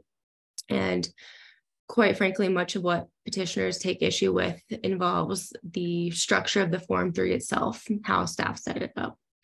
So I'll introduce the rest of the Civitas team when we get to our presentation, but thank you in advance for your consideration of this matter. You're muted, Mr. Chair. All right, thank you. I have a double mute going on here and I've got to unmute both. Thank you for the opening. The chair recognizes Mr. Foote for an opening from the petitioners. Thank you very much, Mr. Chair, and good morning again, commissioners. Again, Michael Foote appearing on behalf of the city and county of Broomfield. You'll also hear today in our presentation from John Sullivan and David Frank for Erie, and Kate Burke and Mary Ellen Denemy from Boulder County. To quickly summarize what you're going to hear from us is that we don't believe the Civitas filing meets the letter or the spirit, excuse me, of the financial assurance rules that you adopted last year. There are 2 examples of inadequate disclosures and information that you'll hear about today. First is the Civitas Asset Retirement Plan. Rule 702 D6A Roman numeral 5 requires a, quote, demonstration of how the operator is planning for the retirement of its oil and gas operations, including its out of service, inactive, and low producing wells. But the Civitas Asset Retirement Plan doesn't really demonstrate anything. It's a broad outline of what Civitas claims it will look at when deciding when to retire its assets. It says what Civitas will consider when plugging its wells, and that's about it. In short, it is kind of a trust us, we've got this kind of document, but that's not a demonstration as required by the rule.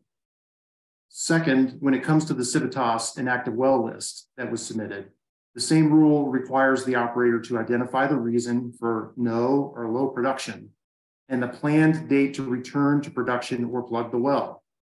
In the case of the Civitas filing, it provides just 2 vague reasons for inactivity: commerciality or midstream. And that's it. Also, Civitas claims almost all of the wells on the inactive well list will return to productivity at the end of this year. That seems unlikely, but again, further information would be appropriate there. This lack of information and transparency shouldn't be good enough for the commission. As you know, Civitas is submitting its plan under option 6. Option 6 and its blanket bond, as has already been discussed, and you know, was a heavily debated provision that eventually was approved by this commission. It provides an operator who qualifies for option 6 with several benefits, but also was supposed to come with a careful review by the commission and transparency. We haven't seen the intended amount of transparency with the Civitas financial assurance application. And instead, it appears to be a minimalist and insufficient filing. And on top of those transparency issues, you'll hear from an oil and gas accounting expert who will explain that despite Civitas's asset portfolio and production rates, a review of its financials shows that Civitas is, in fact, in a precarious financial position, and that it should not be assumed Civitas is a safe bet for the option 6 blanket bond. So after hearing from the parties, the petitioners will make 3 requests of the commission. First, the commission should conduct an extensive financial review of Civitas based upon issues that will be brought up by the petitioner's oil and gas accounting expert. And as part of that review, we ask that you put this application on hold and have staff or Civitas itself analyze how much financial assurance would be required under option 1, and then determine which option best ensures that Civitas will meet all of its obligations under the rules. Second, we will ask for the commission to require additional information from Civitas pursuant to Rule 702E2E. Civitas is capable of and should disclose more detailed information about its inactive wells. Other operators have shown there's no issue with disclosing more details about why a well is inactive and a good faith estimate of when it will return to production or be plugged. The commission can and should ask for further information related to this issue. Additionally, you'll hear more details about this during our presentation, but there should be a clarification about out-of-service wells in Broomfield specifically. Civitas currently has put 11 Broomfield wells on its out-of-service list, but has left 6 wells that are substantially similar and should, in fact, be out of service off of its list. We can see no legitimate reason for this omission, and Civitas has so far refused to disclose any information to Broomfield explaining that discrepancy. The commission can and should ask for further information related to that issue as well. And then third, if the commission does decide to approve the Civitas option 6 application, to impose an annual update or annual progress review report about the plugging of its wells as a condition of approval under Rule 702E2C. So thank you very much for this time, commissioners, and the petitioners appreciate you hearing this matter and giving it your full consideration. Okay, thank you, Mr. Foote. At this time, I believe we move to presentation of case in chief by Civitas. And Ms. Shepherd will get the slides up, please. Can you see them? Yes. Are they? They're not in presentation mode. They're not in presentation mode. Okay. Okay, is it showing full screen or still presentation mode? It's still in non-presentation mode. Okay, it's showing presentation mode on my end. Let me see what I need to do here. And if we need to, and if it's not too cumbersome on other people's screens to view, is it terribly tiny for observers? Because if not, I just don't. I want us to keep moving. Ms. Ryan, the first slide looks fine, but it's pretty bold in print. Do you want to just slip down to a slide that's a little more complicated and see if that's doable? Sure, we can do that. I don't know why it's not giving me the option. Let's see. Go down to say the 3rd or 4th slide, and we can see if that's going to be sealed. Like this one has a fair amount of text. Is that too tiny? On my screen, it hasn't changed. I still see the first slide. Oh gosh. Okay. I'm seeing something totally different on my side. Let's see. I have done this before, believe it or not. Okay, now I'm viewing slide 6. It's still not in presentation mode.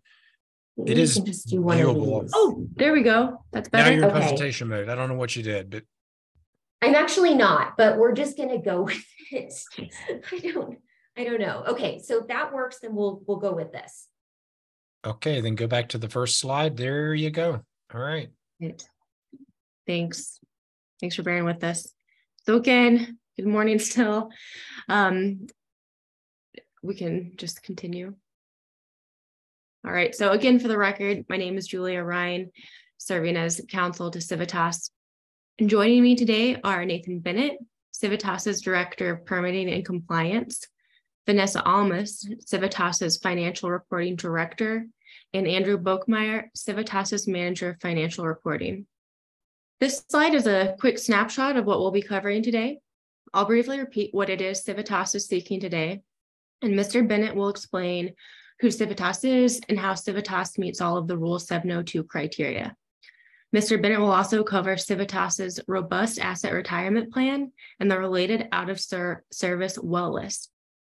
Going beyond Civitas's eligibility for option 6, Mr. Boekmeyer will discuss Civitas's extremely strong financial position and provide some details about Civitas's position from its balance sheets and other publicly reported financial disclosure data. So as mentioned during my opening remarks, Civitas is here to respectfully request that pursuant to Rule 702C6 and 702D6, the Commission approve its Option 6 Financial Assurance Plan as described in its revised Form 3 and the associated amended application on behalf of itself and its related operators, consolidated pursuant to Rule 702C7. Thank you, Ms. Ryan. Good morning, Commissioners. My name is Nathan Bennett, and I am the Director of Permitting and Compliance for Civitas Resources. Civitas was formed in November 2021 with the merger of 4 Colorado operating companies. Civitas is committed to the communities where it operates and which our employees live. We proudly demonstrate these commitments through transparent leadership in environmental, social, and governance practices. Notably, Civitas is the first carbon-neutral oil and gas producer in Colorado. Civi has voluntarily agreed to plug 42 wells that are part of the state's orphan well program. These wells are located within the communities where we operate, a commitment that further underscores Civi's ESG leadership. Over the last 3 years, we have plugged more wells than we have drilled, having plugged 1.2 wells for every well spud. In calendar year 2023 to date, we have plugged 1.7 wells for every well spud. Next slide, please. Civitas Resources is the parent company of 8 related operators as defined in the 700 series rules. 7 of the 8 operators are currently active, with each of those active entities having an inventory of wells in operation. Civitas meets or exceeds the criteria necessary for option 6 eligibility. Specifically, Civitas is a publicly traded company with average daily well production exceeding 40 BOE per day for the previous 12-month period. During the previous 12 months, Civitas, through its related operators, reported production of more than 225 billion cubic feet of natural gas and more than 40,500,000 barrels of oil from its wells, all of which was produced from operations in the DJ Basin. Our aggregate gas to oil ratio is approximately 6 to 1. This slide summarizes the accounting of all wells, their operational status, and associated designation as of the most recent Form 3 submittal date. Civitas entities plugged 420 wells over the course of the last 3 calendar years. Looking forward, we anticipate plugging approximately 200 wells in calendar year 2023. Alongside the Form 3, Civitas submitted the required information for each of its 102 inactive wells. These wells are inactive due to lack of commerciality, lack of midstream takeaway, or a combination thereof. Civi regularly evaluates its wells, including and especially its inactive wells, for future production potential, utilization for collecting scientific data, midstream connectivity, or contractual obligations. At a minimum, every well is reviewed on a quarterly basis. This review is conducted by a multidisciplinary team with the results of the analysis determining next steps. As stated in the asset retirement plan, Civi is primarily developing the Codell and Niobrara formations throughout the DJ Basin. The projected life of each well drilled is approximately 30 years, notwithstanding emerging technologies that could extend the life of these wells. Most of our wells have been drilled within the last 10 years. The age of a well and the associated infrastructure is considered when making asset retirement decisions. Given this rubric, we have prioritized designating vertical and older horizontal wells as out of service. When determining what wells to plug, Civitas considers the location of the well relative to cultural resources, high priority habitat, schools, childcare facilities, dense residential development, and the mechanical condition of the wellbore. According to COGCC's website, Civitas has 527 out-of-service wells when the revised Form 3 was filed in April. These 500 plus wells have been designated as out-of-service via Form 6A submissions. 29 such submissions have been filed since the third quarter of 2022.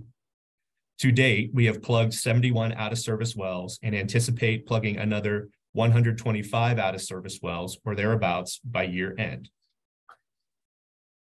Civitas Chief Financial Officer, Marianella Foskey, certified the company's financial capability pursuant to the requirements of Rule 702. This statement was filed with the requisite Form 3. I will now turn the presentation over to Mr. Andrew Boekmeyer to further showcase Civi's financial health. Thank you, Nathan, and good morning, commissioners. As Nathan said, my name is Andrew Boekmeyer. I'll just give a brief background on myself and my qualifications. I graduated in 2012 from Texas A&M University with a Master's of Science in Accounting. Shortly thereafter, I obtained my CPA license and have been practicing as a licensed CPA ever since. Started my career with Ernst & Young in their assurance practice in Houston, and was promoted through various roles of increasing responsibility until the fall of 2021 when I left and took the opportunity to join Civitas in my current capacity. I'll now pivot to talk a little bit about the company's financial health since the formation of the mergers in late 2021. So as you guys know, 2022 was the company's first full year of operations following the transformational mergers and acquisitions that formed Civitas in late 2021. And the results in 2022 demonstrated the strength of Civitas as a fully integrated combined company and its abilities to drive efficiencies, cost leadership, and leverage the best practices of each of the legacy companies to deliver significant revenues, earnings, and cash flows while demonstrating leadership in environmental, social, and governance matters as Colorado's first carbon neutral oil and gas producer. 2022 saw average daily sales of 170,000 barrels of oil equivalent per day.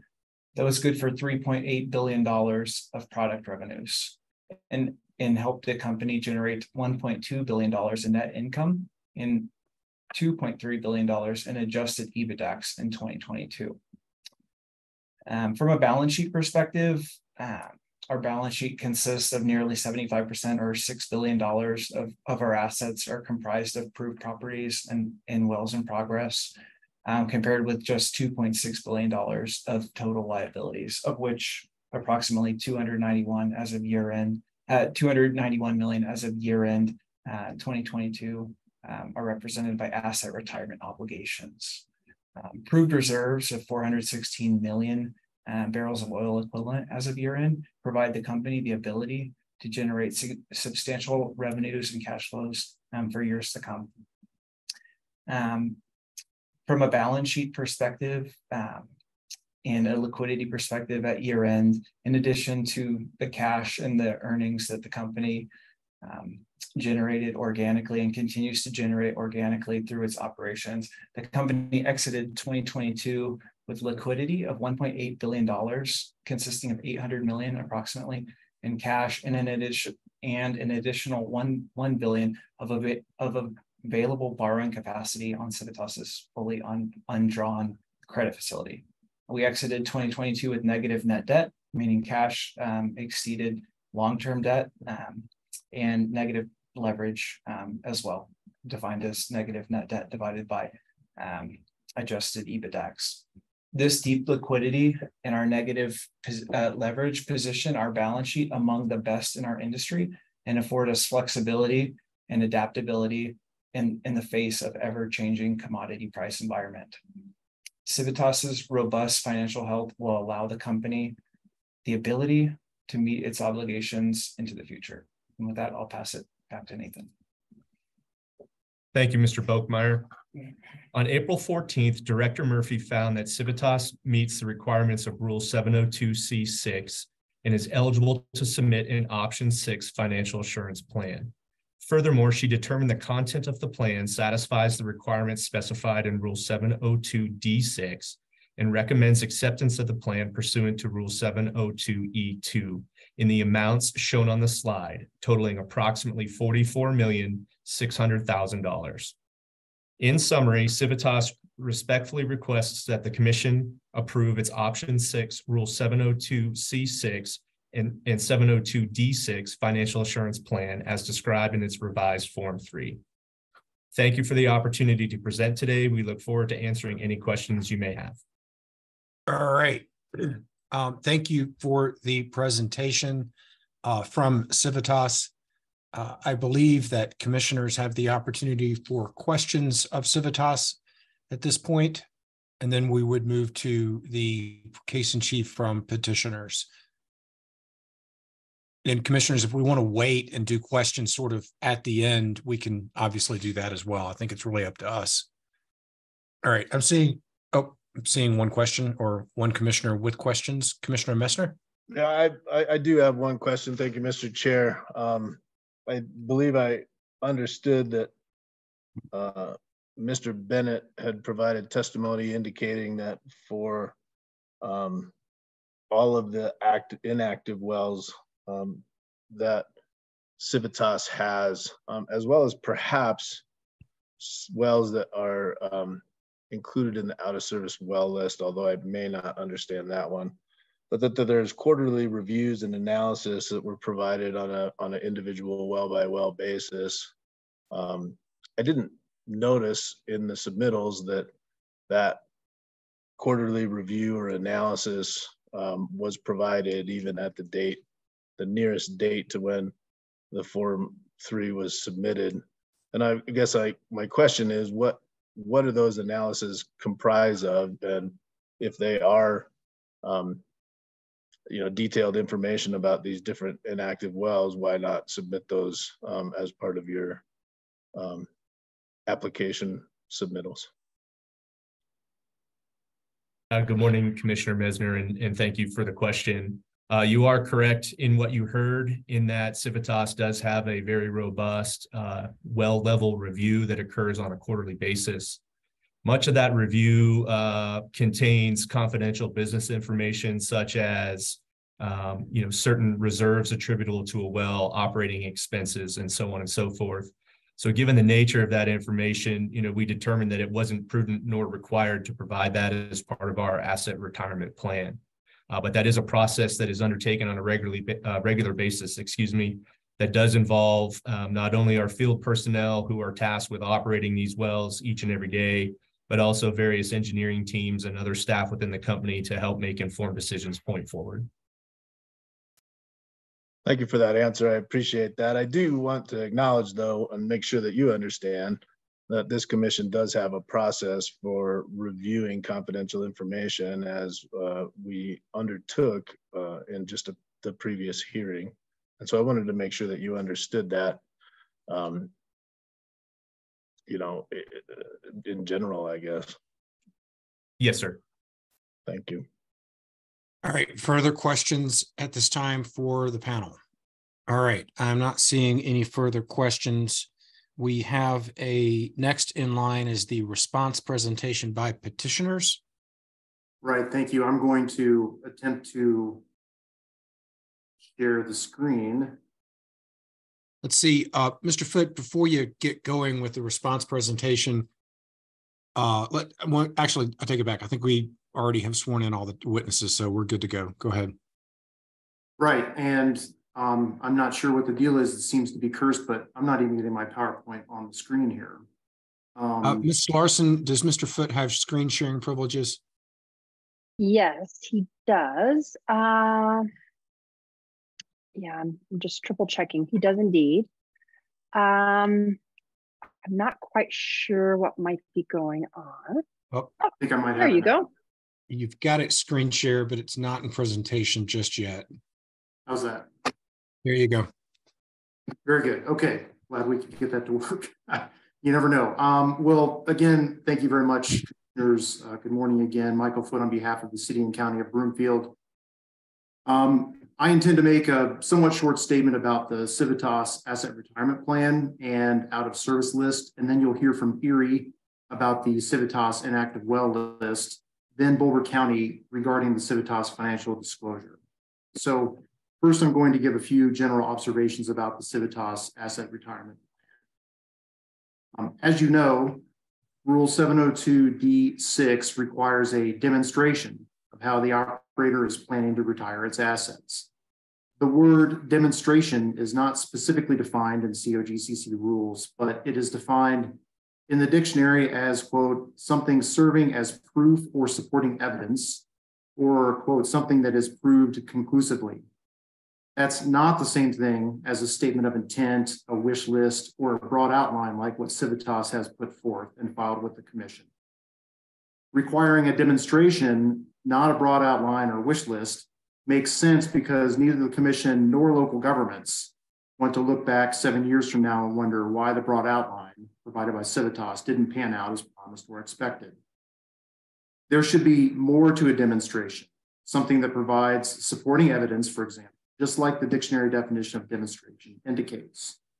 Not a summary of how Civitas says that it takes its responsibilities seriously and plans on retiring its assets in a timely manner, but a real demonstrative plan. One would hope Civitas has a detailed plan, and it is testified that it does, but it's just not disclosing those details to local governments or the commission. The problem is we and you just don't know. We and you just have to take their word for it. The Civitas Asset Retirement Plan is 2.5 pages of essentially boilerplate language. For example, you see in front of you, it just says going forward, Civitas to expect to continue, et cetera, et cetera. You can read it for yourself.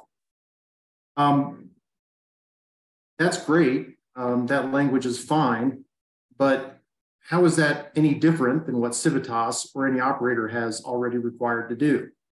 This is not what should classify as an actual demonstration. And the same can be said for the remainder of the asset retirement document. This paragraph that you see in front of you is just one example of Civitas not really showing its work. It is not transparent. It makes claims, and Civitas does, according to them, have much more detailed analysis available internally, but it has chosen to not disclose any of that to local governments or to the commission. So is this really a demonstration as required by Rule 702D6A Roman numeral 5? Or is it just a statement of intent, wish list, or a broad outline? If it's the latter, which we think it is, then that shouldn't be good enough for Civitas to receive the extensive benefits of an option 6 plan. So I want to give the commission one example of how this lack of transparency is playing out in Broomfield specifically. Extraction has 6 producing locations in Broomfield. Here's an overhead shot of 5 of those locations. And for reference, the major roads depicted in this picture are E470 running east and west and I-25 running north and south. Those 5 locations are pictured in this slide are the Northwest A and B locations, the United location, and the interchange A and B locations closest to that I-25 and E470 interchange. Extraction has indicated to Broomfield that all of the wells it plans on completing have been completed, which would be consistent with the 2017 operator agreement between Broomfield and Extraction. Interim reclamation has been completed on all of the Broomfield locations at this point. Now, not all the wells permitted to be drilled were ultimately completed. There were 17 spudded but not completed wells on those locations. That, of course, is not necessarily unusual, but where it gets tricky is when one cross-references the wells on Extraction's out of service list as it filed with the COGCC and those 17 that were spudded and not completed. As it turns out, only 11 of those 17 wells that were spudded but not completed are on Extraction's out of service list. This is very odd because, as I indicated, there should be no likelihood that extraction will come back and attempt to complete those 6 wells that it left off of its out of service list. They must be plugged like the other ones, so why not be transparent and put them on their out of service list? The 6 wells that were spudded but not completed include 1 well on the Northwest B pad and 5 on the United pad, and are listed on this slide. So after 2 pre-hearing conferences and discussions with Civitas that revealed some errors and brought about revised filings on their part, Broomfield asked if it was also an error not to include those 6 wells and extractions out of service list. The answer from extraction was no, it's not an error. Then Broomfield asked, well, why then are those wells not on the out of service list that was submitted as part of the financial assurance filing and therefore set to be plugged? They're on the same location as other out of service wells. You can't come back. So what's the thinking there? And Extraction's response, Civitas's response, has been silence. They just won't disclose and they refuse to elaborate.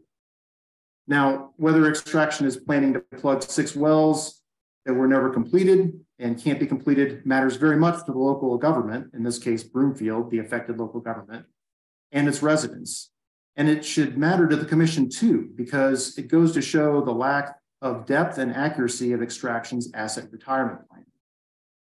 To repeat the language from the Civitas asset retirement plan I brought up on an earlier slide, it says, quote, wells that have been designated as out of service will be reviewed and prioritized based on certain criteria, including considerations for mechanical integrity and the presence of sensitive receptors like schools, childcare facilities, etc.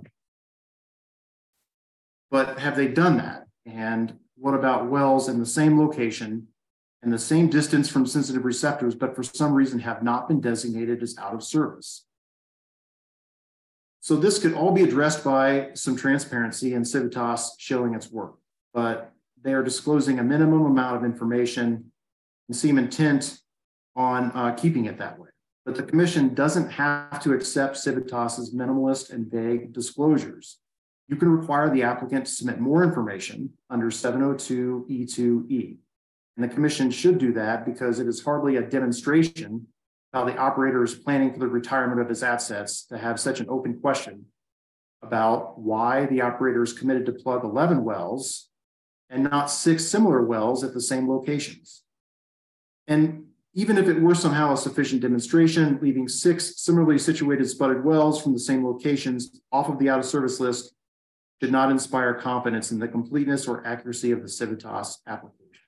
Either way, the commission can and should require more information from Civitas about this issue. Now, I'm going to pass the baton over to John Sullivan and David Frank from Erie, who are going to speak about the Civitas inactive well list, and then you'll hear from Boulder County about the Civitas finances. Hello, commissioners. I'd like to thank you and COGCC staff for taking the time to listen to these local governments and our petition. My name is David Frank. I'm the Energy and Environmental Program Specialist, as well as the LGD for the town of Erie. So next slide, please. Sorry, I'm having Mike run the slides as we've seen some technical difficulty in screen sharing. I swear I'm trying to do the next slide, David, so I'll keep working on that. So yeah, I'd like to just begin by explaining very briefly why the issues raised and the requests being made by the town of Erie are important and worthy of consideration by the commission. These are a couple of insets of portions of Erie. The map on the left shows the Flatiron Meadows neighborhood. This neighborhood hosts 5 inactive or low producing well pads that are operated by Civitas. Those are shown as yellow dots. All 5 of these locations are currently shut in and are either included in the current inactive well list or will presumably be classified as inactive before the end of the calendar year. None have seen any substantial production of oil and gas since 2020, and several have not had meaningful month-over-month production since about 2016. And yet their presence prevents construction of amenities which would benefit this community, such as parks, walking trails, perhaps community gardens, solar projects, etc. Additionally, I field calls and emails as a member of town staff on literally a weekly basis from current or prospective residents of this and similar neighborhoods who just want to know information about the wells. What are the status of these wells? Will they be plugged and abandoned anytime soon? I can't provide that information based on the information provided by Civitas to date. I can say, yes, these wells are presumably at end of life, but I have no prescriptive date of when they might be returned to service or when they might be plugged and abandoned. People are making real estate purchasing decisions based at least partially on the presence of these wells in this and similar neighborhoods, which directly affects the number and quality of offers a seller might receive for their property. And thus these residents and the local government which represents them have a vested interest in knowing the specific reasons why these wells are maintained despite a lack of production and when they might reasonably expect to see them retired. The map on the right shows an undeveloped portion of Erie just west of County Line Road, pretty much in the center of town. These are burdened by the presence of 2 wells, which appear on the Civitas inactive well list. The required setbacks to development deemed appropriately protective of health and safety by the elected officials of Erie are shown in purple. Excuse me. The uncertainty that the town faces due to the lack of transparency in this financial assurance plan makes making planning decisions extremely difficult for the town and landowners and prospective developers. Not knowing when these areas might be freed up for development, or potentially what businesses, residents, etc., might be able to occupy this space and in what timeline, makes these decisions very difficult for our planners. And these 2 circumstances are not unique or cherry picked. This occurs across the Front Range and especially across Erie. Civitas and its subsidiaries own and operate more than 100 wells within the jurisdiction of the town of Erie. Approximately 60 of those wells were low producing and 12 were inactive as of the October 2022 filing of the application on behalf of its 8 related operators. These well numbers remained about the same on April 13th, 2023, according to the documents filed with Civitas amended application in Form 3. So given that the majority of Civitas locations in Erie produce little or no oil and gas, yet burden residents and hinder future development, the town's requesting substantially more detailed information, as is, we believe, required by COGCC rules. So Civitas, Erie, Broomfield, and Boulder County all met April 24th of this year to discuss the following issues. First, a revised inactive well list that provides specific individualized reasons for each well's inactive status and realistic dates for return to service or plugging and abandonment. Second, a requirement in the commission's order approving the amended application that Civitas will provide progress reports to the commission on its asset retirement plan. That includes a list of the wells with their production designations that were plugged and abandoned in the foregoing year, and a similar list for wells slated for plugging abandonment in the upcoming year. And if any wells are designated out of service or inactive, that this list would include their proximity to high priority habitat, DI communities, schools, residences, etc. Third, we discussed a requirement in the commission's order approving the application that upon request from local governments, Civitas would submit all Form 6s, 6As, 6Bs, and 5Bs to the relevant local government at the time of filing. And finally, a supplement to the amended application to narrow the waiver request in paragraphs 12 through 16 and to clarify what is being requested and how it complies with the existing rules. Civitas did agree to clarify that waiver request to the state in that Civitas is not seeking to waive annual director review under Rule 707A1, and that a hearing every 3 years under Rule 707B1 and 702C6. Civitas then filed a supplemental pleading to this effect on April 25th. However, Civitas would not agree to the other requests from these local governments in that they refused to provide more specific information in their asset retirement plan or inactive well list. would not give periodic reports on their progress toward this asset retirement plan, nor provide copies of the aforementioned forms to the local governments. Transparent provision of these forms is critical, since under Rule 434C1, operators must plug inactive wells within 6 months of becoming inactive unless they pay single well financial assurance or file Form 5Bs. As an example, both of the wells shown in this right-hand map were designated shut in on November 1st, 2021, and thus became inactive more than 6 months ago. Yet we in Erie could not locate either a Form 5B or 6A for these wells, nor is it evident that single well financial assurance for these wells is provided in the Form 3 of this financial assurance plan. Now, we're not alleging that Civitas is currently not in compliance with Rule 434C1 for these or any of Civitas's other 100 inactive wells, merely that we don't have the means to make that determination without provision of the requested forms by the operator. Erie also believes that the information in Civitas inactive well list attached to the amended Form 3 is woefully insufficient under the applicable COGCC rules. We believe that more specific information is needed to demonstrate the merits of their proposed asset retirement plan, and that the Commission may require an operator to submit that additional information in support of that plan per Rule 702E2E, as mentioned by Mr. Foote. So go to the next slide. Yeah, it's a little pause, but it'll get there eventually. Sure.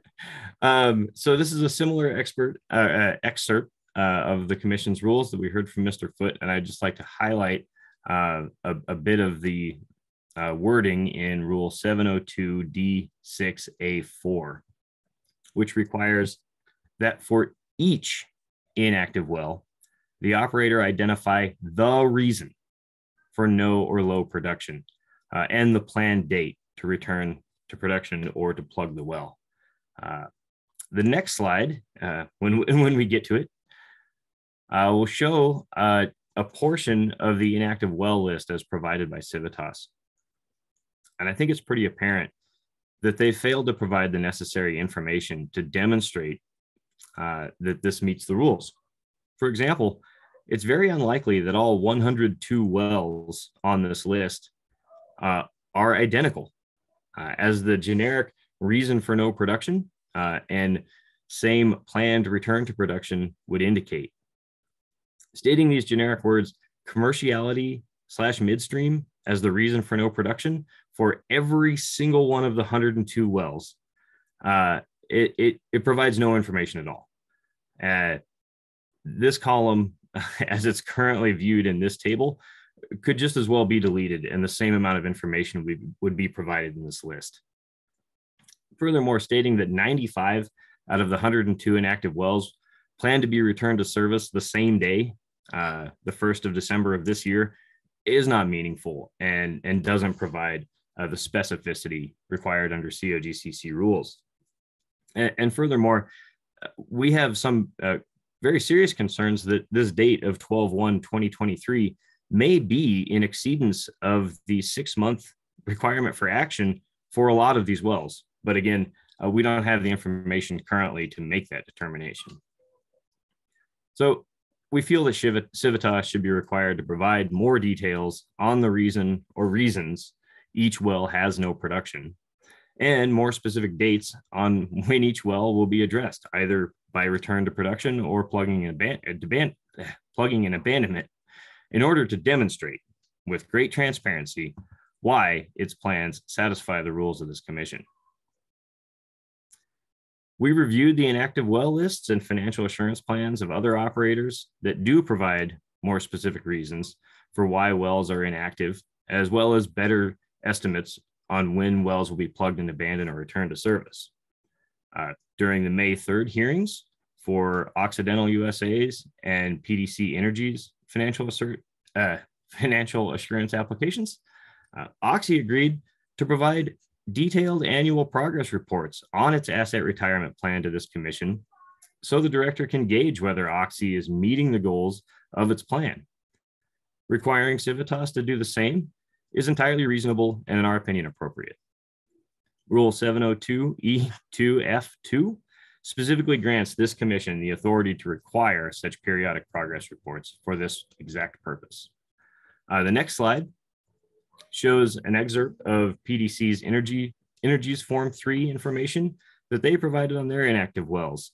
And while I do have some issues with this and think it could be even more detailed, they've at least demonstrated an attempt to provide realistic and accurate information on each individual well.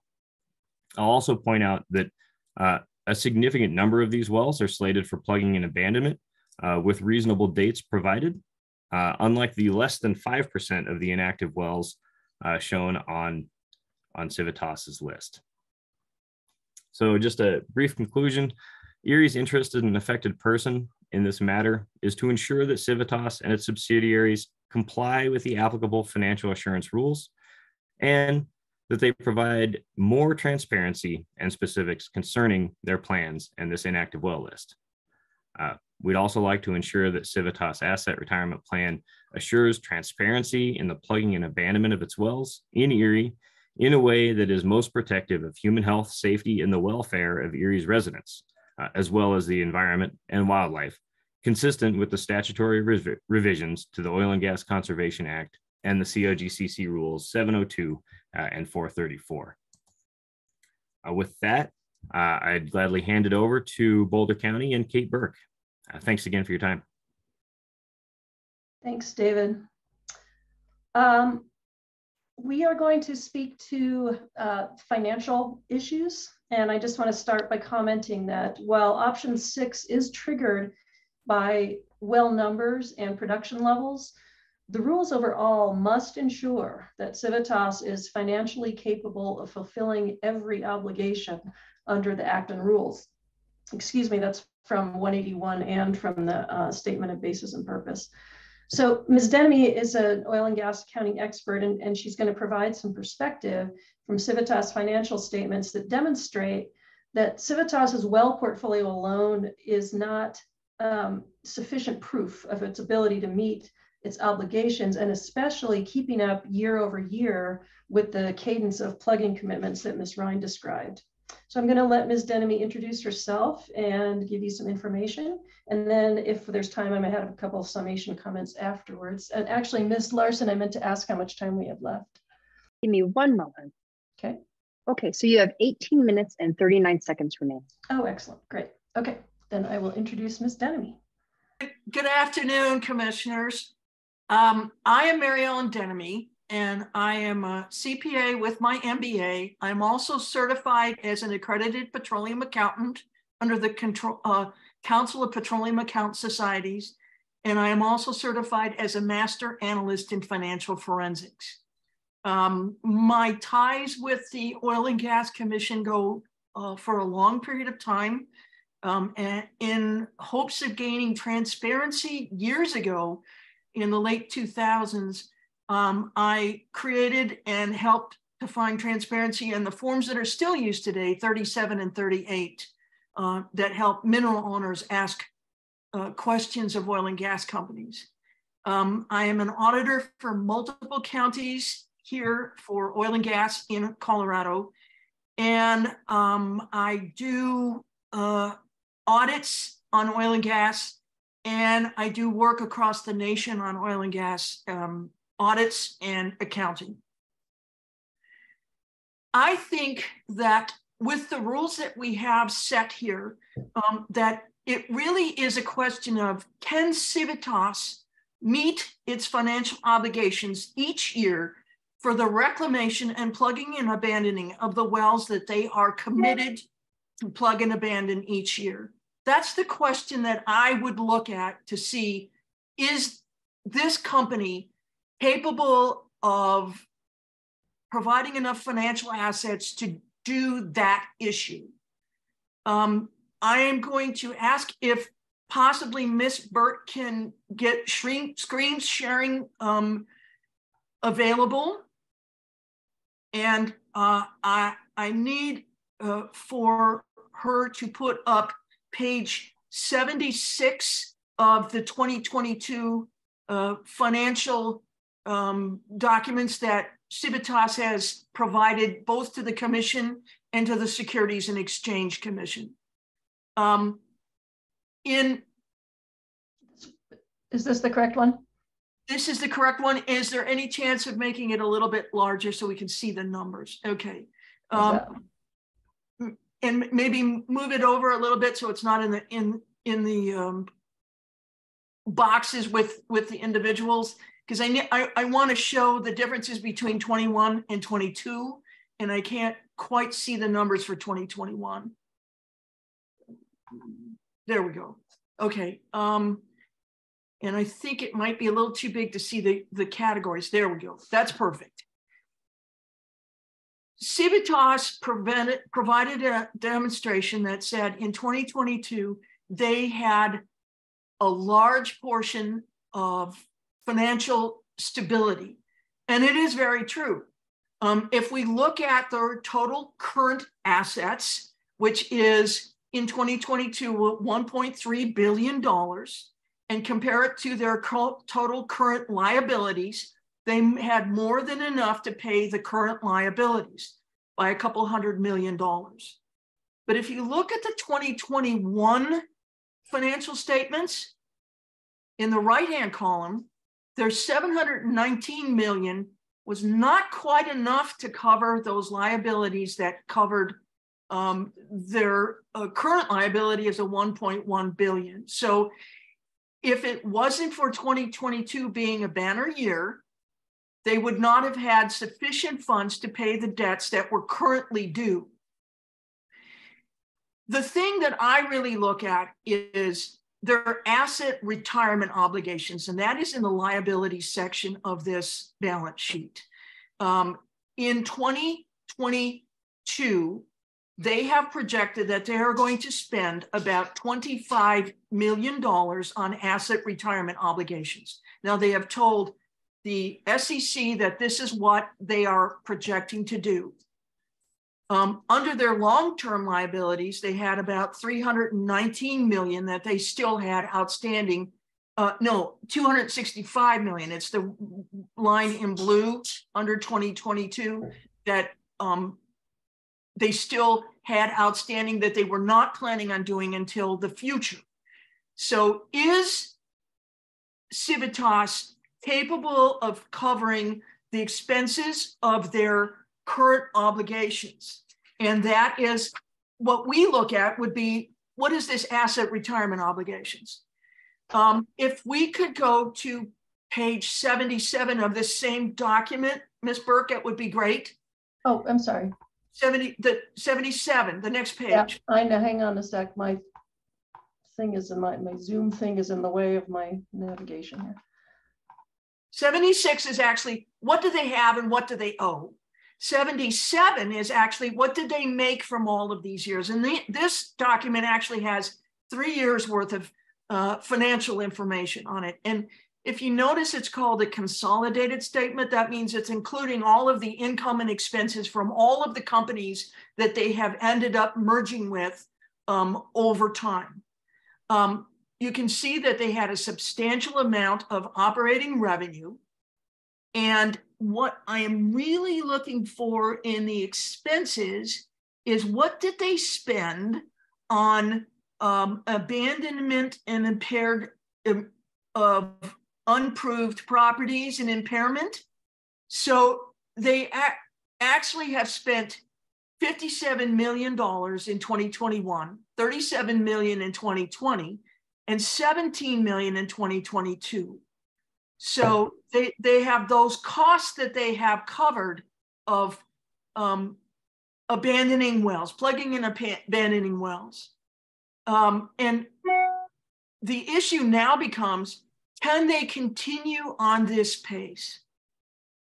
So in the world of accounting, there is a term called subsequent events, and that is what happened after these financial statements. They are a point in time. 2023, the County of Boulder gets royalty checks from Civitas. They receive payments from Civitas, and those royalty checks reflect how much money Civitas is making in this current year. Civitas is to report the prices that they're getting to the County of Boulder each month when they pay Boulder. And I have prepared a spreadsheet that shows over the course of time what Civitas has been getting. And you can see as of February 2023, this is the one that is not fully complete, but it does show what is the difference between February 2022 and February 2023. The income that they are getting for that month is 60% less. It's a 40% less, but at a 60% rate.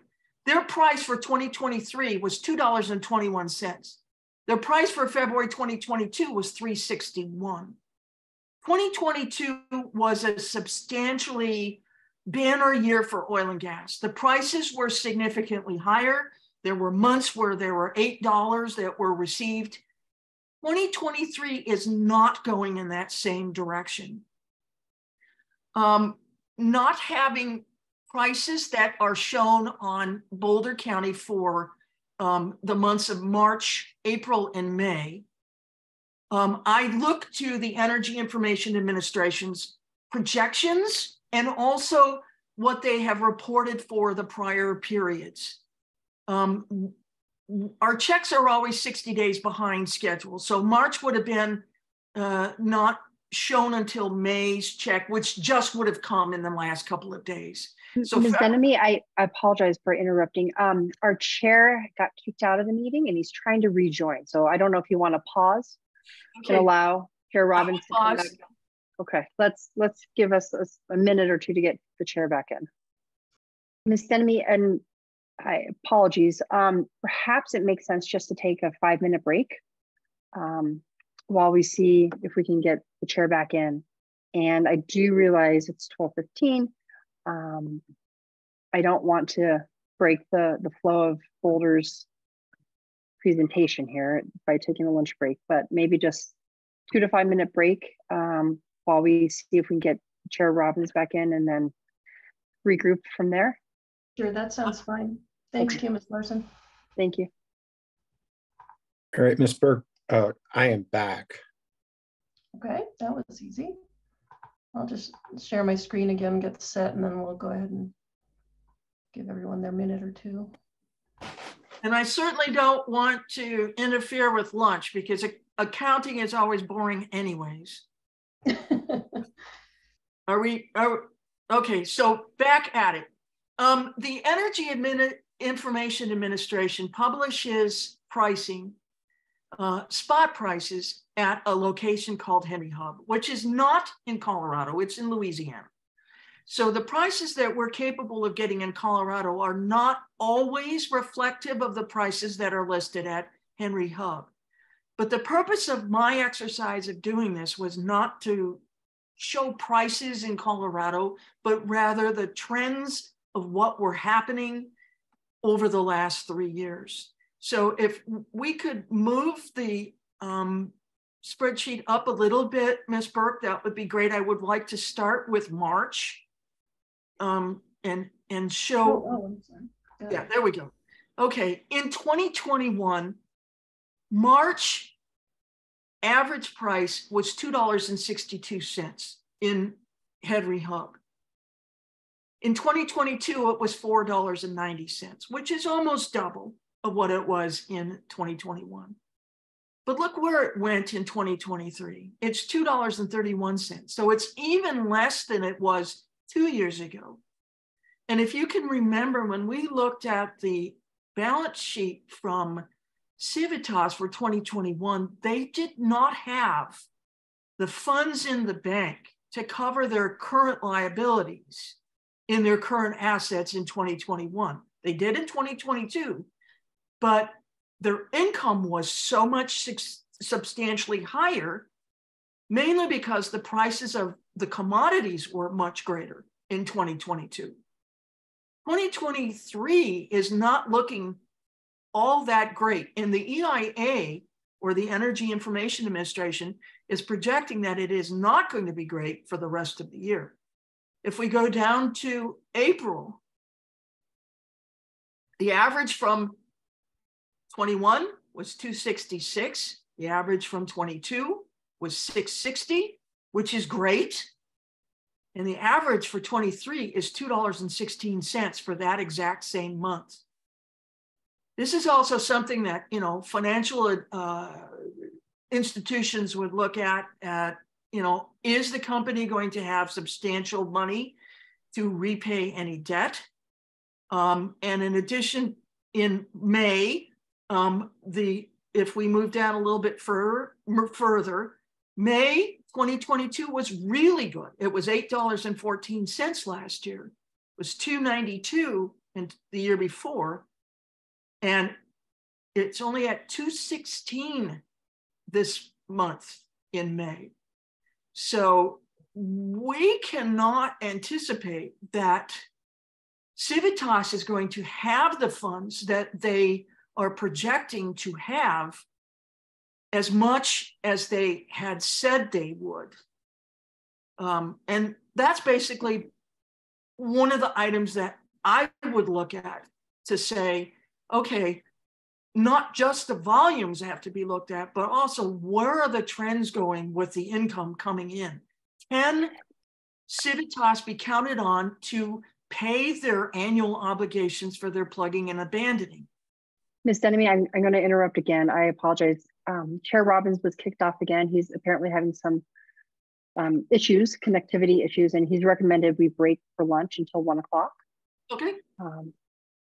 So apologies. Okay. So we'll break till 1, come back, and that will give us the opportunity to hopefully get Chair Robbins' connectivity issues rectified. Thank you. All right. Thank you.